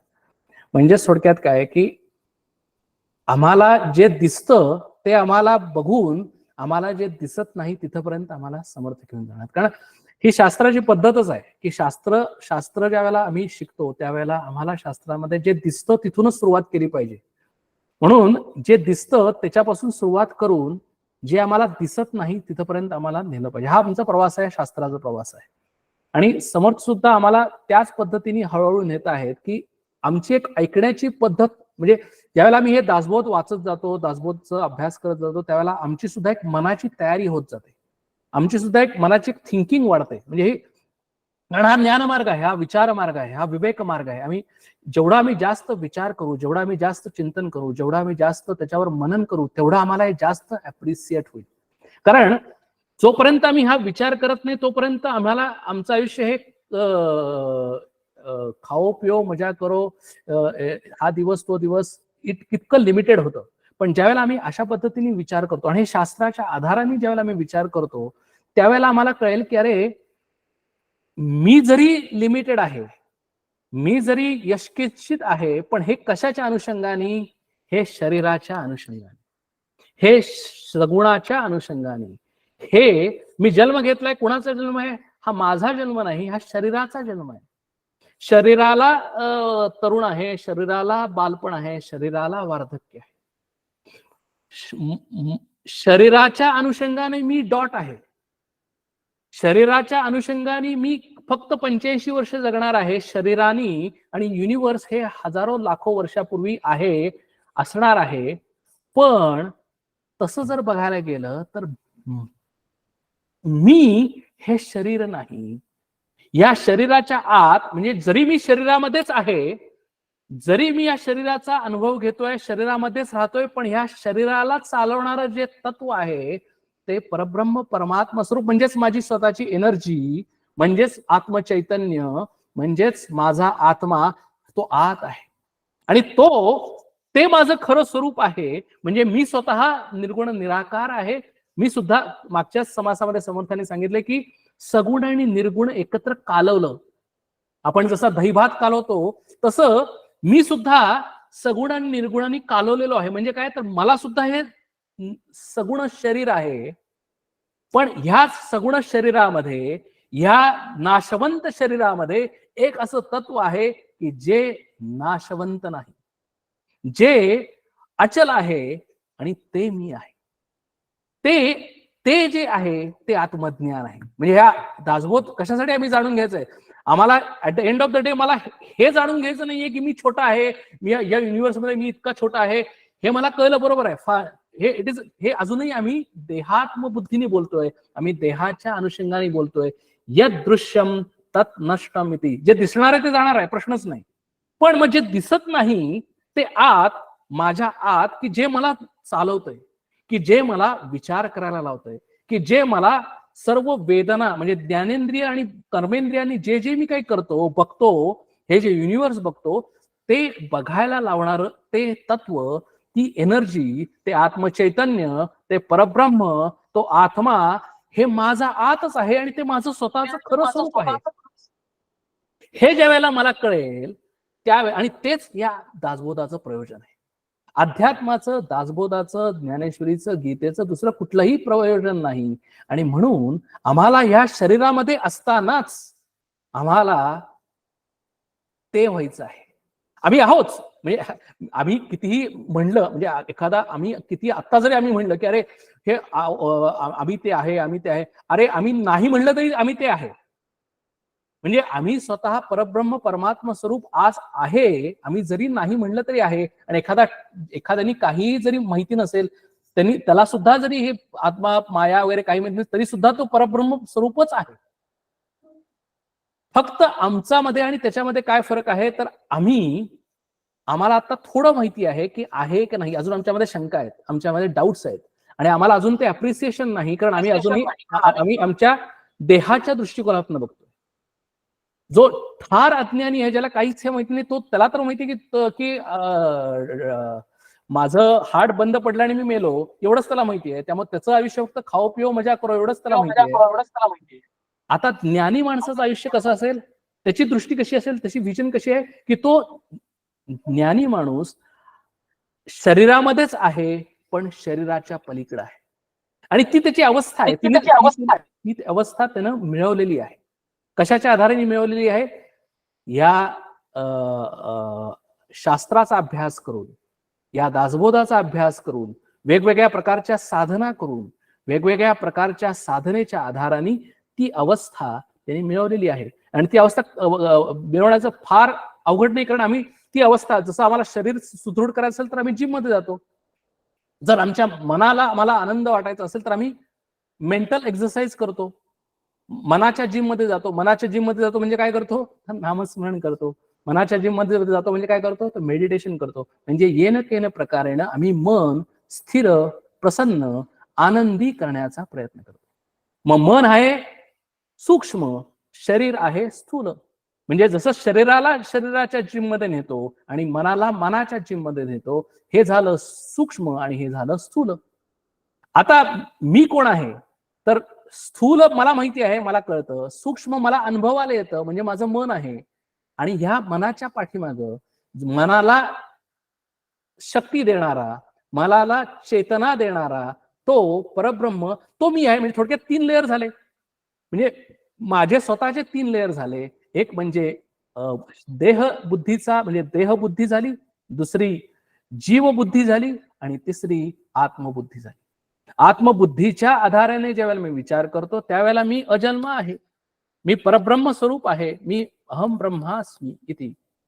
मी मनाच्या अनुषंगानं, मनाच्या दृष्टीनं विचार करतो त्यावेळेला मी जीव आहे, मला सुखदुःख आहे, मला चिंता काळजी आहे, मला राग लोभ द्वेष मद मोह मत्सर आहे. आणि मी शरीराच्या दृष्टीनं ज्यावेळेला विचार करतो त्यावेळेला मी लिमिटेड आहे, मी छोटा आहे, मी जन्म मृत्यू घेणारा आहे. माझा जन्म या दिवशी झालेला आहे, माझा मृत्यू झाल्यानंतर मी संपणार आहे. एवढंच माझं आयुष्य आहे. आणि म्हणून आम्हाला दासबोधामध्ये लिमिटेड पासून सुरुवात करून अनलिमिटेड व्हायचं आहे. So we are in the time and space, but even though we are in time and space, we want to go beyond time and space. And that is the beauty of this spiritual science. खूप छान, खूपच छान. अजून काही कोणाला शंका?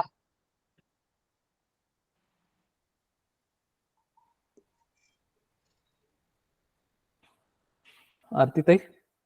हा, जय श्रीराम. फारच सुंदर झालं. सुरुवातीचं माझं थोडस बुडलं पण आणि कालचं तुमचं फार छान. तुम्ही ते म्हणजे आमची पूर्वतयारी झाली कालचं वाचल्यामुळं. ते आता ताईंनी दुसऱ्या पण सांगितलंच आहे, तेही फार छान. म्हणजे आम्हाला जरा आयडिया पण आली की आजच्या आपल्या विवेचनाची किंवा ह्याची. आणि ह्याच्यामुळं मी मध्यंतरी आत्म्याविषयी थोडं लिहिलं होतं, 1-2-4 ओळी वाचू इच्छिते. चालेल ना? म्हणजे आत्मा अमर आहे, पण जीवनी मरण अटळ आहे. आपण तर परब्रह्म परमात्म स्वरूपच आहोत, आणि मरण यावं म्हणून येत नाही आणि नको म्हणून चुकत नाही. शरीर नश्वर आहे, पण आत्मा नश्वर नाही, कारण आत्मा शरीराबरोबर जळत नाही आणि तो सर्वाहून वेगळा आहे. तो पाण्यात भिजत नाही, नदीत वाहत नाही, चिखलात रुतत नाही, वाऱ्यानं झुकत नाही किंवा उन्हानं करपत नाही, शस्त्रानं कापता येत नाही, चोराला चोरून नेता येत नाही, पण धरूनही ठेवता येत नाही. म्हणून आपण एकच लक्षात घ्यायचं की हेच माझं खरं स्वरूप आहे. आणखीन मरणाला नाही भ्यायचं, आनंदानं समोर जायचं आणि अखेर मरणानंच अमर व्हायचं. हे मी एक मध्यंतरी लिहिलं होतं. आणि आता आज आपला शेवटचा दिवस इंग्रजी महिन्याप्रमाणे आहे, तरी पण खूप जण सगळी त्याचं आपण सेलिब्रेशन किंवा असं करतो. तर मला असं वाटतंय की हे सगळे महिने वगैरे जे आहेत, निरंतर माळेतून एक एक मोती आता गळतोय हा महिना दिवसाच्या रूपानं. तारखांच्या जिन्यातून डिसेंबर पळतो आहे. काही चेहरे वजा आणि बऱ्याच आठवणी जमा. वयाचा पक्षी आभाळी दूर उडतोय. हलकी हलकी उन्हे आणि आक्रसलेल्या रात्री, गेलेल्या क्षणावर हळूहळू पडदा पडतोय. म्हणून आपण काय केलं पाहिजे? आपल्याला हा दासबोधाचा इतका सुंदर प्रवास अनुभवायला मिळतोय, तर मातीचा देह मातीत मिसळण्यापूर्वी दासबोध मनी बिंबवायचा आहे. अनुभवण्यापूर्वी सुटून जातात आहे ते आयुष्य, ते एक एक क्षण आपल्याला छान जगायचं आहे. आणखीन हा विवेकदादांच्या मुखी आपल्याला समर्थ ज्ञान प्राप्त होतंय, हे आपल्याला किती म्हणजे भाग्याचंच लक्षण आहे. तर आता पूर्वायुष्य आणि भविष्याची चिंता सोडूया आणि या दासबोधाची संगत न सोडता आपल्या जीवनी तो आणूया. आणि दादांनी सांगितल्याप्रमाणे नवीन वर्षात ती जिम आपली मनाची जी आहे ती जॉईन करूया आपण, एवढंच मला सांगावं वाटतंय. आणि खूपच छान आजचं सगळं विवेचन, म्हणजे शब्द अगदी महत्वाचा होता. आणि सगळ्यांनी प्रश्न पण अगदी त्यानुसारच विचारले, त्याच्यामुळं पण खूप माहिती मिळत गेली. तर नवीन वर्षासाठी सगळ्यांना शुभेच्छा. जय श्रीराम. आता नवीन वर्षाचं जर आपण हे जर केलं असेल तर आपण थोडंसं रेझोल्युशन पण करूया. कारण समर्थ जे आहेत हे प्रवृत्तीपर संत आहेत, निवृत्तीपर संत नाहीत. तर सर समर्थांनी हे त्यांचं जर आम्ही जर चरित्र बघितलं तर त्यांनी हा दासबोध आधी आचरण केला आणि मग लिहिला. म्हणून ते नुसते शब्द नाहीत, ते अनुभवाचे शब्द आहेत. आणि म्हणून आपण थोडस नवीन रेझोल्युशन मी सगळ्यांसाठीच मी सांगतोय की आपला जो ग्रुप आहे किंवा आपला जो हे जे आहे की समटाइम्स मला असं वाटतं की हे खूप वन वे होतं की तर आपण नवीन रेझोल्युशन म्हणून नवीन वर्षाचं की समर्थ चरित्र म्हणजे कुणीही म्हणजे आपल्या ग्रुपमधलं कुणीही पुढे यावं आणि समर्थांचं चरित्र थोडंसं बारकाईनं ऑब्झर्व करून, म्हणजे कशाच्या दृष्टिकोनातनं, तर त्याचा अभ्यास करण्याचा दृष्टिकोन हा आहे की समर्थांनी त्यांना स्वतःला कसं जडणघडण केली असेल, म्हणजे त्यांनी कसं स्वतःच्या मनाला कसं स्वतःच्या शरीराला घडवलं असेल. आता शरीराला घडवणं ते आता आम्हाला सगळ्यांना शक्य नाही, कारण आमच्या वयानुसार ते आज आम्हाला आता 10,000 जोर बैठका मारणं शक्यच नाही, सूर्यनमस्कार घालणं शक्य नाही, पण मनाला आम्ही अजूनही घडवू शकतो. तर समर्थांचं चरित्र कोणीतरी असं हे म्हणजे आपल्या ग्रुपमध्ये लिहावं किंवा ऑडिओ हे टाकावा, आणि वेगवेगळ्या लोकांनी वेगवेगळ्या पद्धतीने करावं. म्हणजे चरित्र एकच आहे, पण मला भावलेले, मला आचरणात आणलेले समर्थ किंवा मला कळलेले समर्थ, हा जो एक विषय आहे, हा सगळ्यांसाठी वेगळा असू शकतो. म्हणजे मला कशा पद्धतीने समर्थ कळलेले आहेत, मी ते समर्थ कसे आचरणात आणलेले आहेत, हे सगळ्यात जास्त महत्वाचं. कारण समर्थांवर आम्हाला निबंध लिहायचा नाहीये. आम्हाला समर्थांचं शिकवणूक जी आहे ती आम्हाला आचरणात आणायची आमच्या जीवनामध्ये. म्हणजे मग समर्थांना जे अभय मिळालेलं आहे ते आम्हाला अभय मिळेल. समर्थाने जे एक जीवनामध्ये जे अतिशय जो आत्मविश्वास मिळालेला आहे, आत्म्याचा विश्वास, तो आम्हाला मिळेल. समर्थांना जो आत्मानंद मिळालेला आहे, आत्म्याचा आनंद, तो आम्हाला मिळेल. म्हणजे हा आमचा एक अभ्यासाचा एक दृष्टिकोन, एक आस्पेक्ट असावा. अशा पद्धतीने असं मी एक प्रपोजल मांडतो. कुणीही म्हणजे मला फक्त नावं सांगावीत आणि कशा पद्धतीने आम्ही लिहिणार आहे, बोलणार आहे ते सांगावं, आणि आपल्या ग्रुपमध्ये ते पोस्ट करायचं आहे. म्हणजे आपल्याला पाहिजे तेव्हा आपण कधी ते लिहायचं आणि पोस्ट करायचं, असं करू शकतो. फक्त ओव्हरलॅप होऊ नये म्हणून मला सगळ्यांनी फक्त सांगावं की मी काय लिहिणार आहे आणि कशा पद्धतीने लिहिणार आहे. एवढा एक आपण मला वाटतं संकल्प करावा नवीन वर्षाचा, आणि थोडं म्हणजे आपण त्या दृष्टिकोनात, म्हणजे अजून जर आपला जास्त बरोबर आहे, अभ्यासासाठी त्याचा उपयोग होईल, साधनेसाठी त्याचा उपयोग होईल. कारण कधीही नाही जरी म्हणलं तरी आपल्याला वेगवेगळ्या पद्धतीच्या साधना आपण सर्वजण करत आहोत. नामस्मरण असेल, मेडिटेशन असेल, पूजा अर्चना असेल, स्तोत्र पठण असेल, वेगवेगळ्या प्रकारच्या उपासना आहेत. पण चरित्र हे सुद्धा एक, ज्यावेळेला आम्ही चरित्र वाचतो, चरित्राचा अभ्यास करतो आणि तसं आपण विचार करतो आणि आपण त्याप्रमाणे होतो. म्हणजे हेच तर बेसिकली त्या चरित्राचं हे आहे. जसं दासबोध हे सुद्धा रामदासांचं चरित्रच आहे, समर्थांचं चरित्रच आहे. त्या पद्धतीने आम्ही दासबोधाचा अभ्यास आम्ही एकीकडून करतो आहोत, एकीकडून साधना करतो आहोत, एकीकडून आम्ही ह्या चरित्राचा सुद्धा अभ्यास करावा, जेणेकरून आम्हाला आमच्या साधनेमध्ये अजून जास्त पुष्टी मिळेल, असं मला वाटतं. नाही, फारच छान कल्पना आहे.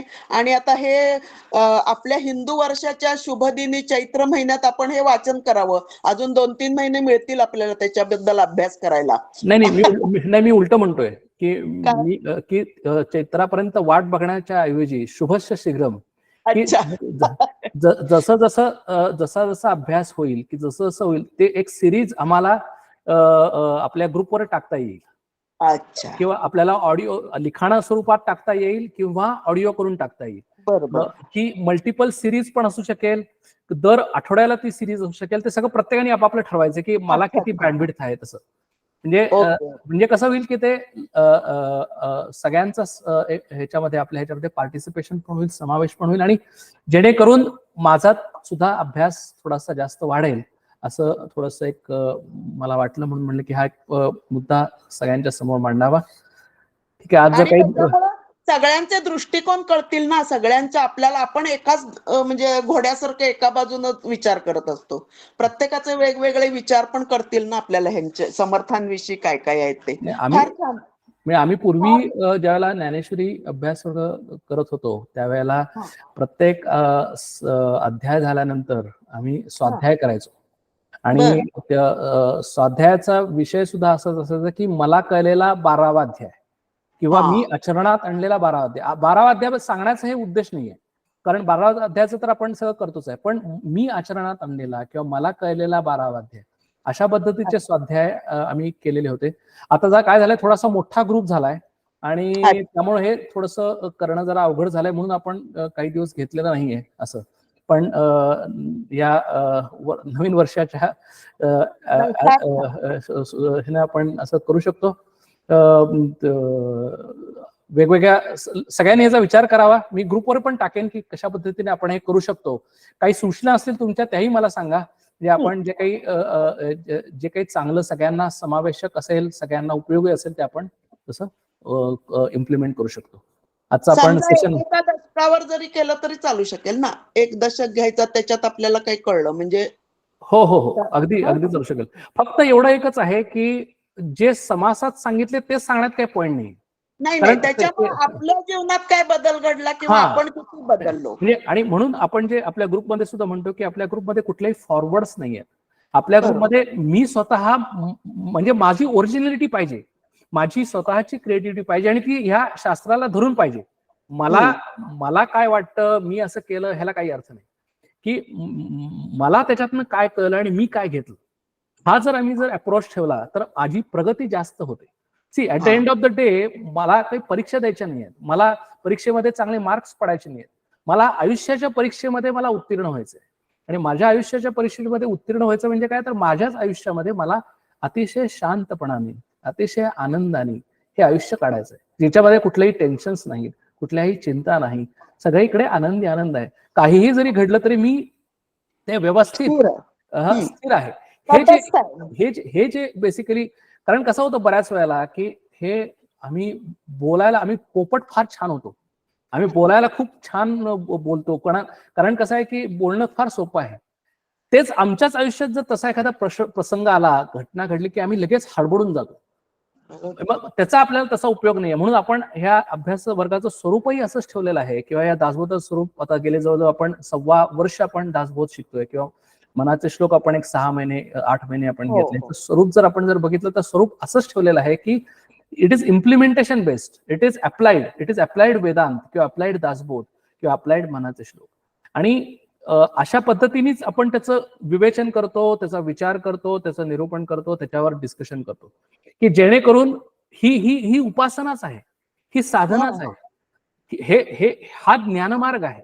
आणि ह्याच्यातून आम्ही काय करतो की ही आमच्या मनाची तयारी करतो, मनाचा विचार करण्याची पद्धत आहे. ही पद्धत ही शास्त्राची पद्धत आहे, ही दासबोधाची पद्धत आहे, समर्थांची पद्धत आहे. आणि म्हणून समर्थांनी 12 वर्ष ज्यावेळेला टाकळीला अशा पद्धतीने त्यांचं आयुष्य एक व्यतीत केलं, त्यावेळेला आम्हाला लक्षात येईल की ती त्यांची इन्व्हेस्टमेंट होती. त्यांनी त्यांच्या त्या मनाची तयारी तशी केलेली होती, शरीराची तर केलीच होती, पण त्या पद्धतीने त्यांनी मनाची तयारी केली, म्हणून त्यांनी पुढची 16 वर्ष समाजासाठी काढली. आणि म्हणून समर्थ का सगळ्यात जास्त, सगळ्या संतांमध्ये का जास्त महत्वाचे वाटतात किंवा आहेत, की याचं कारण असं आहे की त्यांनी आम्हाला ते करून दाखवलं की हे अशा पद्धतीचं आयुष्य आम्ही करू शकतो, आणि ते कलियुगामध्ये फार अवघड आहे. आणि म्हणून, कारण आता आमच्या आजूबाजूला तशी कंड्युसिव्ह नाही आहे, आमच्या आजूबाजूला तशी वातावरण तसं नाहीये, आणि त्यामुळं आम्हाला हे ऍडिशनल एफर्ट्स आम्हालाच करणं आवश्यक आहे. आणि म्हणून अशा पद्धतीने आम्ही करावं. म्हणजे थोडक्यात मी प्रस्तावना काय इतकं डिटेल्स सांगतो, याचं कारण असं आहे की ज्यावेळेला असे स्वाध्याय येतील किंवा असे ज्यावेळेला लिखाण किंवा हे स्वरूप येतील, त्याचं स्वरूप असं असावं. कारण आता जर तुम्हाला सांगण्याचा मुद्दा असा आहे की समर्थांवर सगळ्यात जास्त वाङ्मय आहे.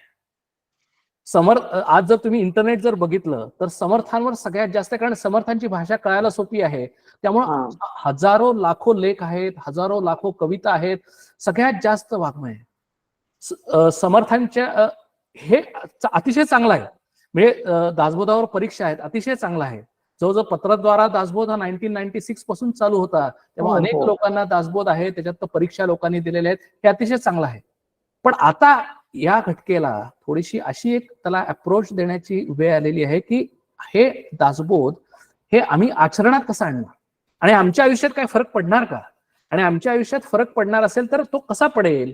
आणि मग त्यासाठी आम्हाला हे दासबोध म्हणजे समर्थांचं चरित्र अशा पद्धतीने आम्ही ते आमचं स्वतःचा विचार करून घ्यावा, म्हणजे आमची जास्त जास्त जास्त चांगली प्रगती होईल आणि आमचं जास्त जीवन हे जास्त उद्धारून जाईल. कारण काय की शेवटी at the end of the day आम्हीच आमच्या जीवनाचे शिल्पकार आहोत. भगवंतांनी स्वतः म्हणलेले की उद्धरेत आत्मना आत्मानं. सर्वजण नवीन इयर साठी रेझोल्युशन करतात की मी असं करीन, मी तसं करीन, आणि ते रेझोल्युशन पहिल्या 4-5 दिवसातच जातं सगळं, त्या सगळ्यांचा अनुभव आहे. पण अशा पद्धतीचं रेझोल्युशन प्रयत्न ते आपल्याला करायला काही हरकत नाही, म्हणून हा विचार आज मांडला. आज आपण आता इथं थांबू. हरिओम तत्सत.